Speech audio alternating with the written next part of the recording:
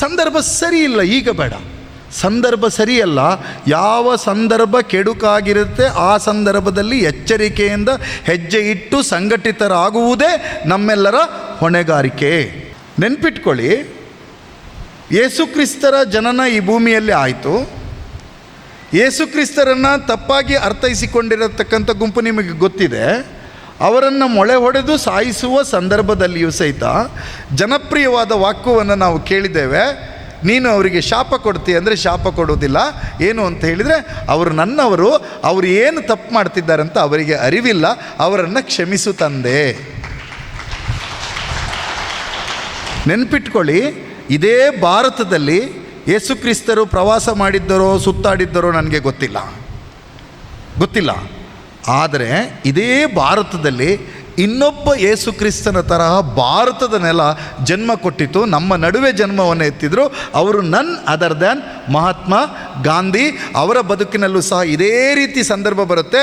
ಕನ್ನಡದ ಕವಿ ಕುವೆಂಪುರವರು ಹೇಳ್ತಾರೆ, ಎಂತಹ ಒಂದು ವಿಶಿಷ್ಟ ಸಂದರ್ಭವನ್ನು ನನ್ನ ಗಾಂಧಿ ಕಳ್ಕೊಂಡು ಬಿಟ್ಟ.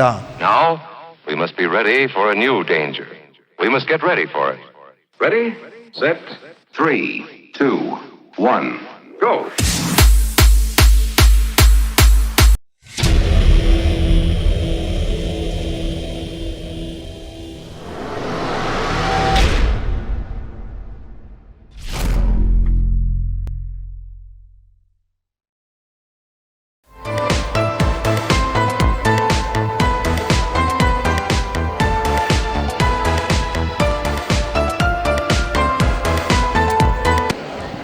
ನನಗೆ ಹಾಗೆ ಅನಿಸ್ತಾ ಇಲ್ಲ. ನಿಮ್ಮ ತಾಳ್ಮೆಗೆ ಮೆಚ್ಚಬೇಕು ಮಾರ್ರೆ. ಇಷ್ಟೊತ್ತು ಕೂತಿದ್ದೀರಿ ಅಂತ ಹೇಳಿದರೆ ನಿಮ್ಮಲ್ಲಿ ಸ್ವಲ್ಪ ತಾಳ್ಮೆ ಇದೆ ಅಂತ ಲೆಕ್ಕ. ನಾನು ಕನ್ನಡದಲ್ಲಿ ಮಾತಾಡ್ತೀನಿ.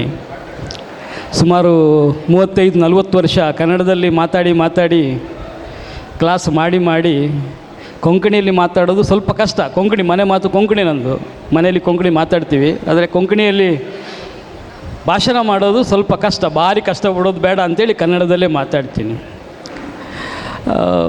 ಎಷ್ಟು ಹೊತ್ತು ಮಾತಾಡಬೇಕು ಅಂತ ಗೊತ್ತಿಲ್ಲ ನನಗೆ. ಈ ಎಷ್ಟು ಹೊತ್ತು ಕೂತ್ಕೊಳ್ತೀರಿ ಅನ್ನೋದು ಕೂಡ ಡೌಟ್ ಇದೆ ನನಗೆ. ತುಂಬ ಜನ ಎದ್ದು ಹೋಗಿದ್ದಾರೆ. ನನಗೆ ಸ್ವಲ್ಪ ಕಷ್ಟ ಆಗ್ತದೆ. ಯಾಕಂದರೆ ಮಾತಾಡಬೇಕು ಅಂತ ಆದರೆ ನಾನು ಹೇಳೋದು ಯಾರು ಕೇಳ್ತೀರಿ ನಿಮಗೆ ಆಸಕ್ತಿ ಇರಬೇಕು, ಒಂದು. ಎರಡನೇದು, ನಾನು ಮಾತಾಡೋದು ನಿಮಗೆ ಅರ್ಥ ಆಗಬೇಕು. ಅದು ಎರಡೂ ಆಗಿಲ್ಲ ಅಂದರೆ ಮತ್ತು ಅದಕ್ಕೆ ಇನ್ನೊಂದಿದೆ, ನಾನು ಮಾತಾಡಿದ ಮೇಲೆ ಏನು ನೀವು ಅರ್ಥ ಆಯಿತು ಅದನ್ನು ಸ್ವಲ್ಪ ಮಟ್ಟಿಗಾದರೂ ಅದನ್ನು ನಿಮ್ಮ ಮುಂದಿನ ಲೈಫಲ್ಲಿ ಅದನ್ನು ಅಳವಡಿಸ್ಕೊಳ್ಳೋಕ್ಕೆ ಸಾಧ್ಯ ಆಗಬೇಕು. ಅದಾಗದೆ ಹೋದರೆ ನಾನು ಮಾತಾಡೋದು ವೇಸ್ಟ್ ಅಂತ. ತುಂಬ ವರ್ಷದಿಂದ ಮಾತಾಡಿ ನನಗೆ ಒಂದು ಸಲ ಸಿನಿಸಿಸಮ್ ಅಂತ ಕರೀತಾರೆ. ಸಾಕು ಅಂತ ಆಗೋಗಿದೆ. 6 ವರ್ಷದ ಹಿಂದೆ ಸಾಕು ಅಂತ ಬಿಟ್ಬಿಟ್ಟಿದೆ. ಎಲ್ಲ ಬಿಟ್ಟು ಮನೆಯಲ್ಲಿ ಈಗ ಡೈರಿಯವರು ಇದ್ರಲ್ಲ ಅಕ್ಕ, ನನ್ನ ಮನೆಯಲ್ಲಿ ಈಗ ಹಾಲು ತೆಗಿತಾ ಇದ್ದಾರೆ. 5 ಹಸುಗಳಿದ್ದಾವೆ. ಮನೆಗೆ ಹಾಲು ತೆಗಿಲಿಕ್ಕೆ ಹುಡುಗಿ ಇವತ್ತು ರಜಾ. ಅವಳಿಗೆ ಮಧ್ಯಾಹ್ನ ಮೇಲೆ ಬಾಮ್ಮ ಹಾಲು ತೆಗಿಲಿಕ್ಕೆ ಕಷ್ಟ ಆಗುತ್ತೆ ಅಣ್ಣನಿಗೆ ಅಂತೇಳಿ ಅವಳನ್ನು ಮಧ್ಯಾಹ್ನ ಮೇಲೆ ರಜಾ ದಿವಸದವಳನ್ನು ಮನೆಗೆ ಕರೆಸಿ ಬಂದಿದ್ದೀನಿ.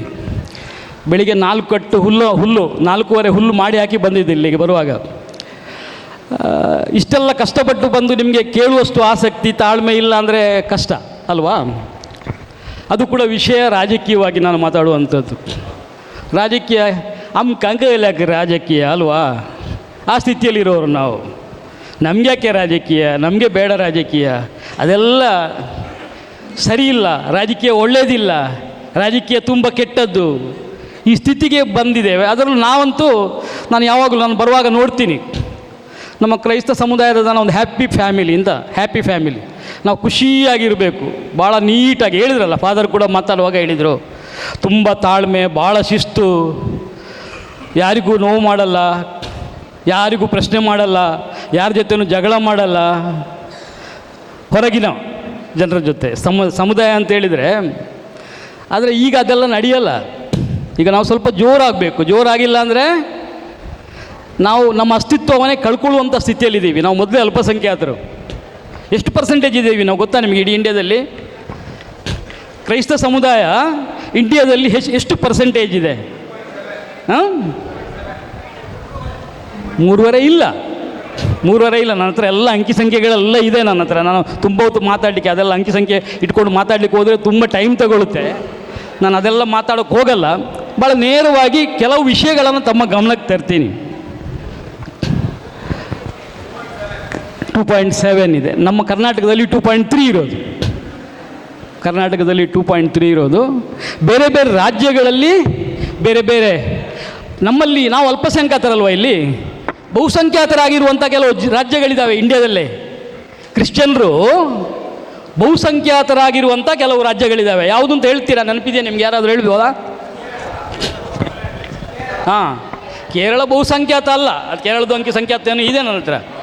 ನೋಡಿ, ನಾಗಾಲ್ಯಾಂಡ್ ಸಣ್ಣ ರಾಜ್ಯ. ನಾಗಾಲ್ಯಾಂಡಲ್ಲಿ ಸುಮಾರು 20 ಲಕ್ಷ ಜನಸಂಖ್ಯೆ. ಇಡೀ ರಾಜ್ಯದ ಜನಸಂಖ್ಯೆ ಎಷ್ಟು? 20 ಲಕ್ಷ. ಅದರಲ್ಲಿ ಕ್ರೈಸ್ತರ ಜನಸಂಖ್ಯೆ ಎಷ್ಟಿರ್ಬೋದು? ಸುಮಾರು 18 ಲಕ್ಷ. ಎಷ್ಟು? 18 ಲಕ್ಷ. ಅಂದರೆ ನಾವಲ್ಲಿ ಬಹುಸಂಖ್ಯಾತರು, ಕ್ರೈಸ್ತ ಸಮುದಾಯ ಅಲ್ಲಿ ಬಹುಸಂಖ್ಯಾತರು. ನೆಕ್ಸ್ಟ್ ಮಿಜೋರಾಂ. ಈಗ ದೊಡ್ಡ ಮಣಿಪುರ, ಮಿಜೋರಾಮಲ್ಲೆಲ್ಲ ಭಾಳ ಟರ್ಮಾಯಿಲ್, ಗಲಾಟೆ, ತುಂಬ ಹಿಂಸೆ, ದೌರ್ಜನ್ಯ ನಡೀತಾ ಇದೆ. ತುಂಬ ಜನ ಜೈಲಲ್ಲಿದ್ದಾರೆ. ಅಲ್ಲಿ ತುಂಬ ಚರ್ಚ್ಗಳನ್ನೆಲ್ಲ ಬೆಂಕಿ ಹಾಕಿ ಸುಟ್ಟಾಕಿದ್ದಾರೆ. ಆ ರಾಜ್ಯ ಮಿಜೋರಾಂನಲ್ಲಿ ಒಟ್ಟು ಜನಸಂಖ್ಯೆ ಇರುವುದು 11 ಕೋಟಿ. 11 ಲಕ್ಷ, ಸಾರಿ, ಕೋಟಿ ಇಲ್ಲ, ಅಲ್ಲಿ ಸಣ್ಣ ಸಣ್ಣ ರಾಜ್ಯಗಳು, ನಾರ್ತ್ ಈಸ್ಟ್ ಸ್ಟೇಟ್ಸ್ ಅಂತ ಕರಿತೀವಿ. 11 ಲಕ್ಷ. ಅದರಲ್ಲಿ ಕ್ರೈಸ್ತರ ಜನಸಂಖ್ಯೆ 10 ಲಕ್ಷ. ಇನ್ನು ಮೇಘಾಲಯ ಒಟ್ಟು ಜನಸಂಖ್ಯೆ 30 ಲಕ್ಷ. ಅದರಲ್ಲಿ ಕ್ರೈಸ್ತರ ಜನಸಂಖ್ಯೆ 23 ಲಕ್ಷ. ಮಣಿಪುರ, ಈಗ ನಾನು ಹೇಳಿದಲ್ಲ, ಮಣಿಪುರದಲ್ಲಿ ತುಂಬ ತೊಂದರೆ ಆಗ್ತಾ ಇರೋವಂಥದ್ದು. ಅಲ್ಲಿ ಒಟ್ಟು ಜನಸಂಖ್ಯೆ ಸುಮಾರು 29-30 ಲಕ್ಷ. ಅದರಲ್ಲಿ ಕ್ರೈಸ್ತರ ಜನಸಂಖ್ಯೆ 12 ಲಕ್ಷ. ಈ ಥರ ಬರ್ತದೆ ಪಟ್ಟಿ. ಅರುಣಾಚಲ ಪ್ರದೇಶ, ಆಮೇಲೆ ಗೋವಾ ಬರುತ್ತೆ. ಗೋವಾದಲ್ಲಿ ಎಷ್ಟಿರ್ಬೋದು? ಹಾಂ, ಗೋವಾದಲ್ಲಿ ನಾವು ಬಹುಸಂಖ್ಯಾತರ ಅಲ್ಪಸಂಖ್ಯಾತರ? ಕ್ರಿಶ್ಚಿಯನ್ರು ಅಲ್ಪಸಂಖ್ಯಾತರೇ. ಅಲ್ಲಿ ನೋಡಿ, 15-16 ಲಕ್ಷ ಒಟ್ಟು ಜನಸಂಖ್ಯೆ ಗೋವಾದಲ್ಲಿ. ಅದರಲ್ಲಿ ಒಂದು 4 ಲಕ್ಷ ಕ್ರೈಸ್ತರು ಇರೋದು. ಹಾಗೆ ಬರ್ತಾ ಬರ್ತಾ ಕರ್ನಾಟಕಕ್ಕೆ ಬಂದರೆ, ಕರ್ನಾಟಕಕ್ಕೆ ಎಲ್ಲಿ ಇದೆ ನನ್ನ ಹತ್ರ, ಛತ್ತೀಸ್ಗಢ, ಕರ್ನಾಟಕದಲ್ಲಿ ಸುಮಾರು ಈಗ 6.5 ಕೋಟಿ ಜನಸಂಖ್ಯೆ. 6.5 ಕೋಟಿ ಜನಸಂಖ್ಯೆಯಲ್ಲಿ ಕ್ರಿಶ್ಚಿಯನ್ರ ಸಂಖ್ಯೆ ಎಷ್ಟಿರ್ಬೋದು? 12 ಲಕ್ಷ ಇರ್ಬೋದು. ಎಷ್ಟು? 12 ಲಕ್ಷ. ಕೋಟಿ ಇರೋದು 6.5 ಕೋಟಿ. ಕ್ರೈಸ್ತರ ಜನಸಂಖ್ಯೆ ಇರೋದು 12.5. ಹೆಚ್ಚಂದರೆ ಈಗ ಏನಾದರೂ ಜಾಸ್ತಿ ಆಗಿದ್ದಿದ್ರೆ 13 ಲಕ್ಷ ಇರ್ಬೋದೇನೋ, ಹೈಯೆಸ್ಟ್ ನಾನು ಹೇಳ್ತಾ ಇರೋದು. ಅದೇ ಥರ ಕೇರಳದಲ್ಲಿ ಸಂಖ್ಯೆ ನನ್ನ ಹತ್ರ ಇಲ್ಲಿ ಹುಡುಕ್ಬೇಕು, ಇಲ್ಲಿ ಪಟ್ಟಿಯಲ್ಲಿ ಪರ್ಸೆಂಟೇಜ್ ಕೇರಳದಲ್ಲಿ ಇದೆಯಲ್ಲ, 18.38% ಕ್ರೈಸ್ತರಿದ್ದಾರೆ. ಎಷ್ಟು? 18.38% ಕ್ರೈಸ್ತರಿದ್ದಾರೆ ಕೇರಳದಲ್ಲಿ. ನೋಡಿ, ಇಡೀ ನಮ್ಮ ದೇಶದಲ್ಲಿ ಕ್ರೈಸ್ತರು, ಮುಸ್ಲಿಮರು, ಹಿಂದೂಗಳು ಎಲ್ಲ ಸರಿಸುಮಾರು ಇದೆಯಲ್ಲ, ಹತ್ರ ಇರುವಂಥ ಒಂದೇ ಒಂದು ರಾಜ್ಯ ಕೇರಳ. ಅಲ್ಲಿ ಬಾರ್ಗೇನಿಂಗ್ ಪವರ್ ಇದೆ. ಕ್ರೈಸ್ತರಿಗೂ ಕೂಡ ಬಾರ್ಗೇನಿಂಗ್ ಪವರ್ ಇದೆ. ಅಲ್ಲಿ ಕ್ರೈಸ್ತ MLAಗಳಿದ್ದಾರೆ ಅಲ್ವಾ? MP ಇದ್ದಾರಾ ಕೇರಳದಲ್ಲಿ? ಯಾರಾದರೂ ಕ್ರೈಸ್ತರು MP ಇದ್ದಾರಾ? MLAಗಳಿದ್ದಾರೆ, ಸ್ವಲ್ಪ ಜನ MLAಗಳಿದ್ದಾರೆ. ಕ್ರೈಸ್ತರದ್ದೇ ಪಾರ್ಟಿ ಇದೆ. ನೀವು ಮಾಣಿ ಕಾಂಗ್ರೆಸ್, ಕೇರಳ ಕಾಂಗ್ರೆಸ್ ಅಂತೆಲ್ಲ ಬರ್ತದಲ್ಲ, 5 ಕ್ರೈಸ್ತರದ್ದೇ ಪಾರ್ಟಿ ಅದು. ಪಕ್ಷಗಳು, ರಾಜಕೀಯ ಪಕ್ಷಗಳೇ ಇದ್ದಾವೆ ಕ್ರೈಸ್ತರದಲ್ಲಿ. ಇಡೀ ಒಟ್ಟಾರೆಯಾಗಿ ನಾವು ನೋಡೋದಾದರೆ, ಒಟ್ಟಾರೆಯಾಗಿ ನಮ್ಮ ಭಾರತದ ಸ್ಥಿತಿಯನ್ನು ನಾವು ಗಮನಿಸಿದರೆ, ನಾವೊಂದು 2.73%ಗಿಂತ ಜಾಸ್ತಿ ಇಲ್ಲ. ಅದೇ ಥರ ಬೇರೆ ಬೇರೆ ಧರ್ಮಗಳು, ಎಷ್ಟು ಧರ್ಮಗಳಿದ್ದಾವೆ ಭಾರತದಲ್ಲಿ? ಭಾರತ ಸೆಕ್ಯುಲರ್, ಧರ್ಮ ನಿರಪೇಕ್ಷ ದೇಶ ಅಂತ ಕರಿತೀವಿ ನಾವು ಭಾರತವನ್ನು. ಇದು ಹಿಂದೂ ರಾಷ್ಟ್ರ ಅಲ್ಲ ಅಲ್ವಾ? ಹಿಂದೂ ರಾಷ್ಟ್ರನ ಭಾರತ? ಹಿಂದೂ ರಾಷ್ಟ್ರ ಅಲ್ಲ. ಮುಸ್ಲಿಂ ರಾಷ್ಟ್ರ ಅಲ್ಲ. ಇದು ಧರ್ಮ ನಿರಪೇಕ್ಷ ರಾಷ್ಟ್ರ. ಗಾಂಧೀಜಿಯನ್ನು ಕೊಂದ್ರಲ್ಲ, ಯಾಕೆ ಗೊತ್ತಲ್ವ ನಿಮಗೆ? ಗಾಂಧೀಜಿನ ಯಾಕೆ ಕೊಂದಿದ್ದು? ಗೋಡ್ಸೆ ಗಾಂಧೀಜಿಯ ಗುಂಡಿಗೆ ಎದೆಗೆ ಗುಂಡಾಗ್ತಾನೆ. ಏನಕ್ಕೆ ಗುಂಡಾಗ್ತಾನೆ ಏನಕ್ಕೆ ಕಾರಣ ಬೇಕಲ್ಲ, ಯಾರನ್ನಾದ್ರೂ ಒಬ್ಬರನ್ನು ಕೊಲೆ ಮಾಡಬೇಕಾದ್ರೆ ಒಂದು ಸಲ ಅಲ್ಲ, ಅವನು 6ನೇ ಸಲ ಅಟೆಂಪ್ಟ್. ಅದು ಗೋಡ್ಸೆ ಗಾಂಧೀಜಿಯನ್ನು ಕೊಲ್ಲಿಕ್ಕೆ ಮಾಡಿದ 6ನೇ ಅಟೆಂಪ್ಟ್. ಅದು 6ನೇ ಅಟೆಂಪ್ಟಲ್ಲಿ ಗುಂಡಾಕಿ ಸಾಯಿಸ್ತಾನೆ. ಅಷ್ಟು ದ್ವೇಷ ಏನಕ್ಕಿರ್ಬೋದು ನೋಡೋಣ. ಹಾಂ, ಪಾಕಿಸ್ತಾನ ಮಾಡಿದ್ದಕ್ಕಲ್ಲ, ಪಾಕಿಸ್ತಾನ ಆಗಬೇಕು ಅಂತ ಇವರು ಬಯಸಿದ್ದು. ನೋಡಿ, ಈಗ ನಾನು ರಾಜಕೀಯದ ಬಗ್ಗೆ ಮಾತಾಡೋದು, ಬೇಜಾರು ಮಾಡಬೇಡಿ, ನನ್ನ ಪರ್ಸನಲ್ ವ್ಯೂಸ್ ಹೇಳ್ತೀನಿ. ಇದು ನಿಮ್ಮ ಕೆಥೋಲಿಕ್ ಸಭಾದ ವ್ಯೂಸ್ ಅಲ್ಲ, ಅಥವಾ ನಿಮ್ಮ ಯಾವುದು, ನನ್ನ ಪರ್ಸನಲ್, ನನ್ನ ಅನುಭವ. 1985ರಿಂದ ಸಾಮಾಜಿಕ ಬದುಕಿನಲ್ಲಿದ್ದೀನಿ. IAS ಅಧಿಕಾರಿಗಳಿಗೆ ಟ್ರೈನಿಂಗ್ ಮಾಡಿದ್ದೀನಿ 3 ತಿಂಗಳು. CFC ಅಂತ ಹೇಳ್ತಾರೆ ಅವರಿಗೆ, ಕಾಮನ್ ಫೌಂಡೇಶನ್ ಕೋರ್ಸ್. KS ಅಧಿಕಾರಿಗಳಿಗೆ ಕೋರ್ಸ್ ಮಾಡಿದ್ದೀನಿ. PDOಗಳಿಗೆ, EOಗಳಿಗೆ, ಕ್ಲಾಸ್ 1 ಆಫೀಸರ್ಸ್ಗೆ ಟ್ರೈನಿಂಗ್ ಮಾಡಿದ್ದೀನಿ. ಒಂದು 20 ವರ್ಷ ಅಧಿಕಾರಿಗಳಿಗೆ ಟ್ರೈನಿಂಗ್ ಮಾಡಿದ್ದೀನಿ. ಶಾಲೆಟ್ ಪಿಂಟೋ ಬಂದಿರಲ್ಲ, ಕೂತಿರಲ್ವ, ಸನ್ಮಾನ ಮಾಡಿದ್ರಲ್ವಾ, ಅವರಿಗೆ ಟ್ರೈನಿಂಗ್ ಮಾಡಿದ್ದೀನಿ. ಅವರು ಜಿಲ್ಲಾ ಪಂಚಾಯತ್ ಉಪಾಧ್ಯಕ್ಷ ಆಗಿದ್ದಾಗ ಅವರಿಗೆ ಟ್ರೈನಿಂಗ್ ಮಾಡಿದ್ದೀನಿ. ತುಂಬ ಜನರಿಗೆ, ಅವ್ರಿಗೆ ಒಬ್ರಿಗಂತಲ್ಲ, ಜಿಲ್ಲಾ ಪಂಚಾಯತ್, ಗ್ರಾಮ ಪಂಚಾಯತಿ, ತಾಲೂಕ್ ಪಂಚಾಯತಿ, EOಗಳು, CEO ಗಳು, DC ಎಲ್ರಿಗೂ ಟ್ರೈನಿಂಗ್ ಮಾಡಿದ್ದೀವಿ. MLAಗಳಿಗೆ ಟ್ರೈನಿಂಗ್ ಮಾಡಿದ್ದೀನಿ. ಕಾಶ್ಮೀರಕ್ಕೆ ಹೋಗಿದ್ದೀನಿ, ಟ್ರೈನಿಂಗ್ ಮಾಡಿದ್ದೀನಿ. ಜಮ್ಮು ಕಾಶ್ಮೀರಕ್ಕೆ ಹೋಗಿದ್ದೀನಿ ಟ್ರೈನಿಂಗ್ ಮಾಡಲಿಕ್ಕೆ. ಇಲ್ಲಿ ಇದನ್ನು ಯಾಕೆ ಹೇಳಿದೆ ಅಂತ ಹೇಳಿದರೆ, ಯಾವುದೇ ಒಂದು ತರಬೇತಿ, ಟ್ರೈನಿಂಗ್ ಫಾರ್ ಚೇಂಜ್ ಅಂತ ಹೇಳ್ತೀವಿ ನಾವು. ಟ್ರೈನಿಂಗ್ ಫಾರ್ ಚೇಂಜ್, ಬದಲಾವಣೆಗಾಗಿ ತರಬೇತಿ. ನಮಗೆ ಗೊತ್ತಿಲ್ಲದನ್ನು ತಿಳುವಳಿಕೆ ಪಡೆಯೋದಕ್ಕಾಗಿ ತರಬೇತಿ. ನಮ್ಮ ಆ್ಯಟಿಟ್ಯೂಡ್ ಚೇಂಜ್ ಮಾಡಲಿಕ್ಕೆ ಬೇಕಾಗಿ ತರಬೇತಿ. ಮನೋಭಾವ ಬದಲಾವಣೆ ಆಗಬೇಕು, ಆ್ಯಟಿಟ್ಯೂಡ್ ಚೇಂಜ್ ಅಂತ ನಾವು ಕರಿತೀವಿ. ಅದು ತರಬೇತಿಯ ಭಾಳ ಪ್ರಮುಖವಾದಂಥ ಉದ್ದೇಶ. ಇಂಥ ಸಂದರ್ಭದಲ್ಲಿ ನಾನು ಇಲ್ಲಿ ತರಬೇತಿಗೆ ಬಂದದ್ದು, ನಾನು ಈಗ 5ನೇನೋ 6ನೇ ತರಬೇತಿ ಈ ಥರದ ಕೆಥೋಲಿಕ್ ಸಭಾ ಅಥವಾ ಕ್ರೈಸ್ತ ಸಮುದಾಯದ ತರಬೇತಿ ಅವರು ಮೊನ್ನೆ ಬಿಷಪ್ ಹೌಸಲ್ಲಿ ಮಾಡಿದರು 2-3 ತಿಂಗಳ ಹಿಂದೆ. ಅದಾದಮೇಲೆ 4-5 ತರಬೇತಿ ಮುಗಿಸಿ ಇವತ್ತು 5ನೇ ತರಬೇತಿ. ನೆಕ್ಸ್ಟ್ ನಾಡ್ದು 12ನೇ ತಾರೀಕಿಗೆ ಬೆಳ್ತಂಗಡಿಯಲ್ಲಿದೆ, ಕರೆದಿದ್ದಾರೆ. ಮಂಜೇಶ್ವರಕ್ಕೆ ಹೋದೆ, ಕರ್ಕೊಂಡು ಹೋದರು. ಎಲ್ಲ ಕಡೆ ನನಗೆ ಕಂಡು ಬರ್ತಾ ಇರೋದು, ಕ್ರೈಸ್ತ ಸಮುದಾಯಕ್ಕೆ ರಾಜಕೀಯದಲ್ಲಿ ಆಸಕ್ತಿ ಇಲ್ಲ. ಆಸಕ್ತಿ ಇಲ್ಲ. ಸರಿನಾ ತಪ್ಪ? ರಾಜಕೀಯದಲ್ಲಿ ಆಸಕ್ತಿ ಇರಬೇಕಾ ಬೇಡವಾ? ರಾಜಕೀಯ ಅಂದರೆ ಏನು ಹೇಳಿ ನೋಡೋಣ. ರಾಜಕೀಯ ಅಂದರೆ ಏನು? ಪ್ಲೈನ್ ಆಗಿ ನಿಮ್ಗೆ ಗೊತ್ತಿರೋ ಥರ ಹೇಳಿ. ರಾಜಕೀಯ ಅಂದರೆ ಏನು? ಡರ್ಟಿ ಪಾಲಿಟಿಕ್ಸ್ ಅಂತ ಹೇಳ್ತಾರೆ. ಅದೇ ಡರ್ಟಿ ಅನ್ನೋದು ಬೇರೆ, ಅದಕ್ಕೆ ಬೇರೆನೇ ಪದ ಇದೆ, ಕೊಳಕು ರಾಜಕೀಯ ಅಂತ. ಬರೀ ರಾಜಕೀಯ ಅಂದರೆ ಏನು? ಪಾಲಿಟಿಕ್ಸ್ ಅಂದರೆ ಏನು? ನೋಡಿ, ಇವತ್ತು ಅದನ್ನು ನಾವು ಹೇಳಿದ ಹಾಗೆ ನಾನು ನಮ್ಮ ಎಲೆಕ್ಟೆಡ್ ಮೆಂಬರ್ಸಿಗೆ ಟ್ರೈನಿಂಗ್ ಮಾಡ್ತೀನಿ, ಜಿಲ್ಲಾ ಪಂಚಾಯತಿ ಅವರಿಗೆಲ್ಲ ಟ್ರೈನಿಂಗ್ ಮಾಡುವಾಗ ರಾಜಕೀಯ ವಿಶ್ಲೇಷಣೆ ಮಾಡ್ತೀವಿ. ರಾ ಅಂದರೆ ರಾವಣ, ಜ ಅಂದರೆ ಜರಾಸಂಧ, ಕಿ ಅಂದರೆ ಕೀಚಕ, ಯಾ ಅಂದರೆ ಯಮ. ಎಲ್ಲ ರಾಕ್ಷಸರು ಸೇರಿಸಿದೆ ಒಂದು ರಾಜಕೀಯ. ನಮ್ಮ MLAಗಳು, ನಮ್ಮ ಜಿಲ್ಲಾ ಪಂಚಾಯತ್ ಮೆಂಬರ್ಗಳು, ನಮ್ಮ ಗ್ರಾಮ ಪಂಚಾಯತ್ ಮೆಂಬರ್ಗಳು, ನಮ್ಮಲ್ಲಿ ಇಲ್ಲಿದ್ರಲ್ಲ ಸ್ನೇಹಿತರಿಗೆಲ್ಲ, ಅವರೆಲ್ಲ ಯಮನ ಥರ ಕಾಣ್ತಾರ ನಿಮಗೆ? ಇಲ್ಲ, ಎಲ್ಲೋ ಒಂದು ಕಡೆ ಅದನ್ನು ನಾವು ಆ ಥರ ಸ್ಥಿತಿಗೆ ದೂಡಿದ್ದೀವಿ, ವ್ಯವಸ್ಥೆಯನ್ನು ಆ ಥರ ಮಾಡಿದ್ದೀವಿ. ರಾಜಕೀಯ ಅನ್ನೋದು ಅದು ನಿಜವಾಗಿ ಪಾಲಿಸೋ ಹೇಳಿದ್ರಲ್ಲ ಫಾದರ್, ಅದನ್ನು ವಿಶ್ಲೇಷಣೆ ಮಾಡಿದರು. ಗ್ರೀಕ್ ಪದ, ಅದು ಗ್ರೀಕ್ ಪದ. ಜನಸಾಮಾನ್ಯರ ಒಳಿತಿಗಿರುವಂಥ ಅವಕಾಶ, ಅದು ಜನಸಾಮಾನ್ಯರ ಒಳಿತಿಗಿರುವಂಥ ಒಂದು ಅವಕಾಶ. ನೀವು ರಾಜಕೀಯ ಇಲ್ಲದೆ ಬದಲಾವಣೆ ಮಾಡಲಿಕ್ಕೆ ಆಗಲ್ಲ. ಅದರಲ್ಲೂ ಡೆಮೋಕ್ರಸಿನಲ್ಲಿ ವಿದೌಟ್ ಪಾಲಿಟಿಕ್ಸ್, ರಾಜಕೀಯ ಇಲ್ಲದೆ, ರಾಜಕೀಯ ಪಕ್ಷ ಇಲ್ಲದೆ ನೀವು ಬದಲಾವಣೆ ಮಾಡಲಿಕ್ಕೆ ಸಾಧ್ಯ ಇಲ್ಲ. ಇಲ್ಲಿ ಯಾವುದೇ ಒಂದು ಕಾನೂನು ತರಬೇಕು ಅಂತಾದರೆ ರಾಜಕೀಯ ಬೇಕು, ಯಾವುದೇ ನಿಯಮ ಮಾಡಬೇಕು ಅಂತಾದರೆ ರಾಜಕೀಯ ಬೇಕು, ಒಂದು ಆಡಳಿತದ ವ್ಯವಸ್ಥೆ ತರಬೇಕು ಅಂತಾದರೆ ರಾಜಕೀಯ ಬೇಕು, ಒಂದು ಸೌಲಭ್ಯ ಕೊಡಬೇಕು ಅಂತಾದರೆ ಒಂದು ಪಾಲಿಸಿ, ಒಂದು ಕಾರ್ಯಕ್ರಮ. ಉದಾಹರಣೆಗೆ ಮಾಹಿತಿ ಹಕ್ಕು ಕಾಯ್ದೆ ಅಂತ ಬಂತು. ಎಲ್ಲಿಂದ ಬಂತು? ಯಾರು ಕಾಯ್ದೆ ಮಾಡೋದು? RTI ಅಂತ ಬಂತಲ್ಲ, ತುಂಬ ಜನ RTI ಇವತ್ತು ಬಳಸ್ತಾರೆ. ಶಿಕ್ಷಣದ ಹಕ್ಕು ಕಾಯ್ದೆ ಬಂತು ಅಲ್ವಾ? ಆಹಾರದ ಹಕ್ಕು, ಆರೋಗ್ಯ ಹಕ್ಕು, ಎಲ್ರಿಗೂ ಶಿಕ್ಷಣ ಕೊಡಬೇಕು, ಇದೆಲ್ಲ ಕಾಯ್ದೆಗಳು ಕಡ್ಡಾಯ ಮಾಡಿದ್ದಾರೆ. ಇದೆಲ್ಲ ಬರಬೇಕು ಅಂತಾದ್ರೆ ಎಲ್ಲಿ ಆಗೋದು? ಇದೆಲ್ಲ ತೀರ್ಮಾನ ಮಾಡೋದು ಯಾರು? ಈ ಕಾಯ್ದೆ ತರೋದು, ಕಾನೂನು ತರೋದು ಎಲ್ಲ ಯಾರು ಮಾಡೋದು ಹೇಳಿ ನೋಡೋಣ. ಅದಕ್ಕೆ ಅದರದ್ದೇ ಆದ ಒಂದು ರಾಜಕೀಯ ವ್ಯವಸ್ಥೆ ಇದೆ. ರಾಜಕೀಯ ವ್ಯವಸ್ಥೆ ಅಂತ ಕರಿತೀವಿ ನಾವು. ಪಾರ್ಲಿಮೆಂಟ್ ಇದೆ, ಪಾರ್ಲಿಮೆಂಟ್ಗಿಂತ ಕೆಳಗಡೆ ಏನಿದೆ? ಸ್ಟೇಟ್ ವಿಧಾನಸೌಧ ಇದೆ. ಅದಕ್ಕಿಂತ ಕೆಳಗಡೆ ಏನಿದೆ? ಜಿಲ್ಲಾ ಸರ್ಕಾರ ಇದೆ, ಜಿಲ್ಲಾ ಪರಿಷತ್ ಅಂತ ನಾವು ಕರಿತೀವಿ, ಜಿಲ್ಲಾ ಪರಿಷತ್. ಅದಕ್ಕಿಂತ ಕೆಳಗಡೆ ಏನಿದೆ? ತಾಲೂಕು ಪಂಚಾಯತಿ.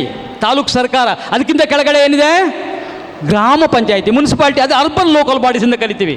ನಮ್ಮ ಇಡೀ ಸಿಸ್ಟಮಲ್ಲಿ ಒಂದು ರೂರಲ್ ಲೋಕಲ್ ಬಾಡೀಸು, ಗ್ರಾಮೀಣ ಪ್ರದೇಶದ ಪಂಚಾಯತ್ ರಾಜ್ ವ್ಯವಸ್ಥೆ, ಜಿಲ್ಲಾ ಪಂಚಾಯಿತಿ, ತಾಲೂಕ್ ಪಂಚಾಯಿತಿ, ಗ್ರಾಮ ಪಂಚಾಯಿತಿ. ಅರ್ಬನ್ ಲೋಕಲ್ ಬಾಡೀಸಲ್ಲಿ ಗ್ರೇಟರ್ ಬ್ಯಾಂಗ್ಳೂರಿಂದ ಹಿಡಿದು ನಿಮ್ಮ ಟೌನ್ ಮುನ್ಸಿಪಾಲಿಟಿ ಬರ್ತದಲ್ಲ, ನಗರಸಭೆ, ಪಟ್ಟಣ ಪಂಚಾಯತಿ, ಅದು ಕೂಡ ಅರ್ಬನ್ ಲೋಕಲ್ ಬಾಡೀಸ್ ಅಂತ ಕರಿತೀವಿ. ಇದಕ್ಕೊಂದು ದೊಡ್ಡ ಚರಿತ್ರೆ ಇದೆ. ಕರ್ನಾಟಕದಲ್ಲಿ ಎಷ್ಟು ಗ್ರಾಮ ಪಂಚಾಯಿತಿ ಇದೆ ಹೇಳ್ತೀರಾ? ಯಾರಿಗಾದರೂ ಗೊತ್ತು ಹೇಳೋಕ್ಕೆ ಸಾಧ್ಯ ಇದೆಯಾ? ಎಷ್ಟು ಗ್ರಾಮ ಪಂಚಾಯತ್ ಇದೆ ಕರ್ನಾಟಕದಲ್ಲಿ? ಈಗ ನೀವೆಲ್ಲ ಗ್ರಾಮ ಪಂಚಾಯತ್ ವ್ಯಾಪ್ತಿಯಲ್ಲೇ ಜೀವನ ಮಾಡೋರು, ಬದುಕೋರು, ಅಥವಾ ಮುನ್ಸಿಪಾಲ್ಟಿ, ಪಟ್ಟಣ ಪಂಚಾಯತಿ ಈ ಥರ ಎಷ್ಟಿರ್ಬೋದು ಕರ್ನಾಟಕದಲ್ಲಿ? 6,000 ಚಿಲ್ಲರೆ ಗ್ರಾಮ ಪಂಚಾಯತಿ ಇದೆ. ಎಷ್ಟು ಗ್ರಾಮ ಪಂಚಾಯತ್ ಮೆಂಬರ್ಸ್ ಇದ್ದಾರೆ, ಎಲೆಕ್ಟೆಡ್ ಮೆಂಬರ್ಸು? 6,000 ಗ್ರಾಮ ಪಂಚಾಯತ್ನಲ್ಲಿ ಎಷ್ಟು ಎಲೆಕ್ಟೆಡ್ ಮೆಂಬರ್ಸ್ ಇದ್ದಾರೆ? 1 ಲಕ್ಷ ಚಿಲ್ಲರೆ ಜನ ಇದ್ದಾರೆ. ಎಷ್ಟು? 1 ಲಕ್ಷ ಚಿಲ್ಲರೆ ಜನ. ಅದೇ ಥರ ತಾಲೂಕ್ ಪಂಚಾಯತ್ ಇದೆ. ಎಷ್ಟು ತಾಲೂಕಿದೆ ಅಷ್ಟು ತಾಲೂಕ್ ಪಂಚಾಯತ್ ಇದೆ. ಎಷ್ಟು ಜಿಲ್ಲೆ ಇದೆ ಅಷ್ಟು ಜಿಲ್ಲಾ ಪಂಚಾಯಿತಿ ಇದೆ.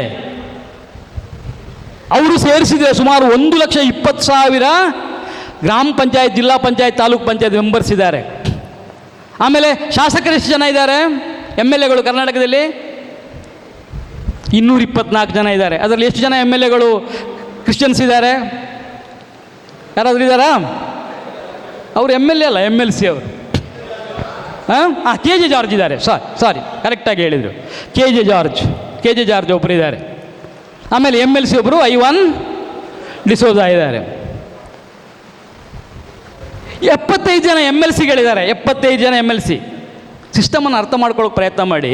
ನೋಡಿ, ನಾವು ಇಡೀ ನಮ್ಮ ಭಾರತ ದೇಶ ಅಂತ ನಾವು ಇವತ್ತು ಮಾತಾಡ್ತೀವಿ. ಭಾರತ ದೇಶ ಇದು ಬ್ರಿಟಿಷರು ಬರೋದಕ್ಕೆ ಮೊದಲು ಭಾರತ ದೇಶ ಅಂತ ಹೇಳ್ತಾ ಇರಲಿಲ್ಲ. ಇದನ್ನು ಭಾರತೀಯ ಉಪಖಂಡ ಅಂತ ಕರಿತಾ ಇದ್ರು. ಅದರಲ್ಲಿ ಪಾಕಿಸ್ತಾನನೂ ಇತ್ತು, ಬಾಂಗ್ಲಾನೂ ಇತ್ತು, ಭಾರತನೂ ಇತ್ತು. ಇದೀ ಎಲ್ಲ ಇರುವಂಥ ಒಂದು ಉಪಖಂಡ ಅಲ್ವಾ? ಅದಕ್ಕೆ ಭಾರತ ಅಂತ ಇರಲಿಲ್ಲ. ರಾಜರುಗಳಿದ್ದರು. ಎಷ್ಟು ರಾಜರಿದ್ದರು ಗೊತ್ತಾ ಬ್ರಿಟಿಷರು ಈ ದೇಶಕ್ಕೆ ಬರುವಾಗ? ಯಾರಾದರೂ ಕಲ್ಪಿಸ್ಕೊಳ್ಳಿಕ್ಕೆ ಸಾಧ್ಯ ಇದೆಯಾ? ಬ್ರಿಟಿಷರು ಈ ನೆಲಕ್ಕೆ ವ್ಯಾಪಾರಕ್ಕೆ ಅಂತ ಬರ್ತಾರೆ. ವೆಸ್ಟ್ ಇಂಡೀಸ್, ಇದು ನಮ್ಮ ಈಸ್ಟ್ ಇಂಡಿಯಾ ಕಂಪನಿ ಬರ್ತದಲ್ವ, ಬ್ರಿಟಿಷರು ಬರ್ತಾರೆ, ಪೋರ್ಚುಗೀಸರು ಬರ್ತಾರೆ, ಡಚ್ಚರು ಬರ್ತಾರೆ. ಈ ಗೋವಾದಲ್ಲಿ ಪೋರ್ಚುಗೀಸರು ಬಂದಿದ್ದು ಅಲ್ವಾ? ಎಷ್ಟು ರಾಜರು ಇದ್ದಿರ್ಬೋದಾಗ ಇಡೀ ಭಾರತೀಯ ಉಪಖಂಡದಲ್ಲಿ, ಕಾಶ್ಮೀರದಿಂದ ಕನ್ಯಾಕುಮಾರಿ ತನಕ, ನಮ್ಮ ಲಾಹೋರ್ ತನಕ ಎಷ್ಟು ಜನ ರಾಜರು ಇದ್ದಿರ್ಬೋದು? 600. ಎಷ್ಟು? 600 ರಾಜರುಗಳು. 600 ಚಿಲ್ಲರೆ, 600 ಬರ್ತೀಯ ರಾಜ 620, 630 ಇದೆ. ಅಷ್ಟು ರಾಜರುಗಳಿದ್ದಂಥ ಒಂದು ಭೂಪ್ರದೇಶ ಇದು. ಬ್ರಿಟಿಷರು ಬರ್ತಾರೆ ಇಲ್ಲಿ. ಅದರ ಮೊದಲು ಮೊಘಲರು ಬಂದು ದಾಳಿ ಮಾಡಿದರು. ಒಂದು 500-600 ವರ್ಷಗಳ ಕಾಲ ಅವರು ಆಳ್ವಿಕೆ ಮಾಡಿದರು ಮೊಘಲರು. ಅದಕ್ಕಿಂತ ಮೊದಲು ಯಾರು ಬಂದರು? ಮೊಘಲರಿಗಿಂತಲೂ ಮೊದಲು ಒಂದು ದಾಳಿ ಆಗ್ತದೆ ಇಲ್ಲಿ. ಯಾರು ಬಂದಿರ್ತಾರೆ ಹೇಳಿ ನೋಡೋಣ. ಫಸ್ಟ್ ಈ ಭಾರತೀಯ ಉಪಖಂಡಕ್ಕೆ ದಾಳಿ ಮಾಡಿದವರು ಯಾರು? ಅಲ್ಲ, ಅದೇ ಮೊಘಲರು ಅಂತ ಹೇಳಿದಲ್ಲ ನಾನು. ಅದನ್ನು ನಾವು ಅದೇ ಹ್ಯಾಂಗ್ ಓವರ್ಲಿ ಇದ್ದೀವಲ್ಲ. ಆರ್ಯರು ಫಸ್ಟ್ ಮೊದಲಿಗೆ ಈ ದೇಶದ, ಈ ಪ್ರದೇಶದ ಮೇಲೆ ದಾಳಿ ಮಾಡಿದವರು. ಅವರು ಇಲ್ಲಿಯವರಲ್ಲ. ಅದು ದೊಡ್ಡ ಚರಿತ್ರೆ. ಆರ್ಯರು ಯಾರು? ಅಷ್ಟರವರೆಗೆ ಜಾತಿ ಇರಲಿಲ್ಲ ಈ ದೇಶದಲ್ಲಿ. ತಾಯಿ ಕುಟುಂಬದ ಮುಖ್ಯಸ್ಥೆ ಆಗಿದ್ಲು. ದ್ರಾವಿಡಿಯನ್ ಸಂಸ್ಕೃತಿ ನಮ್ಮದು. ದ್ರಾವಿಡಿಯನ್ ಸಂಸ್ಕೃತಿ ಅಂತ ಕರೀತಾರೆ ಇಲ್ಲಿ ಇದ್ದುದು. ಇಲ್ಲಿ ಜಾತಿ ಇರಲಿಲ್ಲ ಈ ಪ್ರದೇಶದಲ್ಲಿ. ಅವರು ಬಂದ ಮೇಲೆ ಈ ಜಾತಿ, ಬ್ರಾಹ್ಮಣ, ಕ್ಷತ್ರಿಯ, ವೈಶ್ಯ, ಶೂದ್ರ ಎಲ್ಲ ಅವರು ತಂದದ್ದು.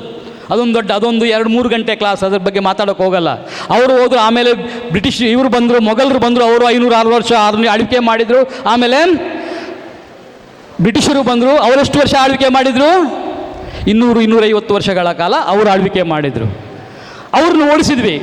ಸ್ವಾತಂತ್ರ್ಯ ಹೋರಾಟ ಆಯಿತು. ಲಕ್ಷಾಂತರ ಜನ ಅದರ ವಿರುದ್ಧ ಹೋರಾಟ ಮಾಡಿದರು. ಅವರ ವಿರುದ್ಧ ಅವ್ರನ್ನ ಕಳಿಸಿ ಆಯಿತು. ನಮ್ಮದೇ ಆದ. ಅವ್ರನ್ನ ಕಳಿಸಿದ ಮೇಲೆ ನಾವು ಆಳ್ವಿಕೆ ಮಾಡಬೇಕಲ್ವಾ? ಭಾರತ ಮತ್ತು ಪಾಕಿಸ್ತಾನ ವಿಭಜನೆ ಆಯಿತು. ನಾನು ಪ್ರಶ್ನೆ ಕೇಳಿದ್ದು ಗಾಂಧೀಜಿಯನ್ನು ಯಾಕೆ ಗುಂಡಾಕಿ ಕೊಂದರು ಅಂತ. ಗಾಂಧೀಜಿಯನ್ನು ಕೊಂದಿದ್ದು ಗೋಡ್ಸೆ ಅವರು ಹಿಂದೂ ರಾಷ್ಟ್ರಕ್ಕೆ ಸಪೋರ್ಟ್ ಮಾಡಲಿಲ್ಲ ಅಂತ. ಭಾರತ ಹಿಂದೂ ರಾಷ್ಟ್ರ ಆಗಬಾರ್ದು, ಇದು ಧರ್ಮ ನಿರಪೇಕ್ಷ ರಾಷ್ಟ್ರ ಆಗಿ ಉಳಿಬೇಕು ಅಂತ ಹೇಳಿದ್ದಕ್ಕೆ.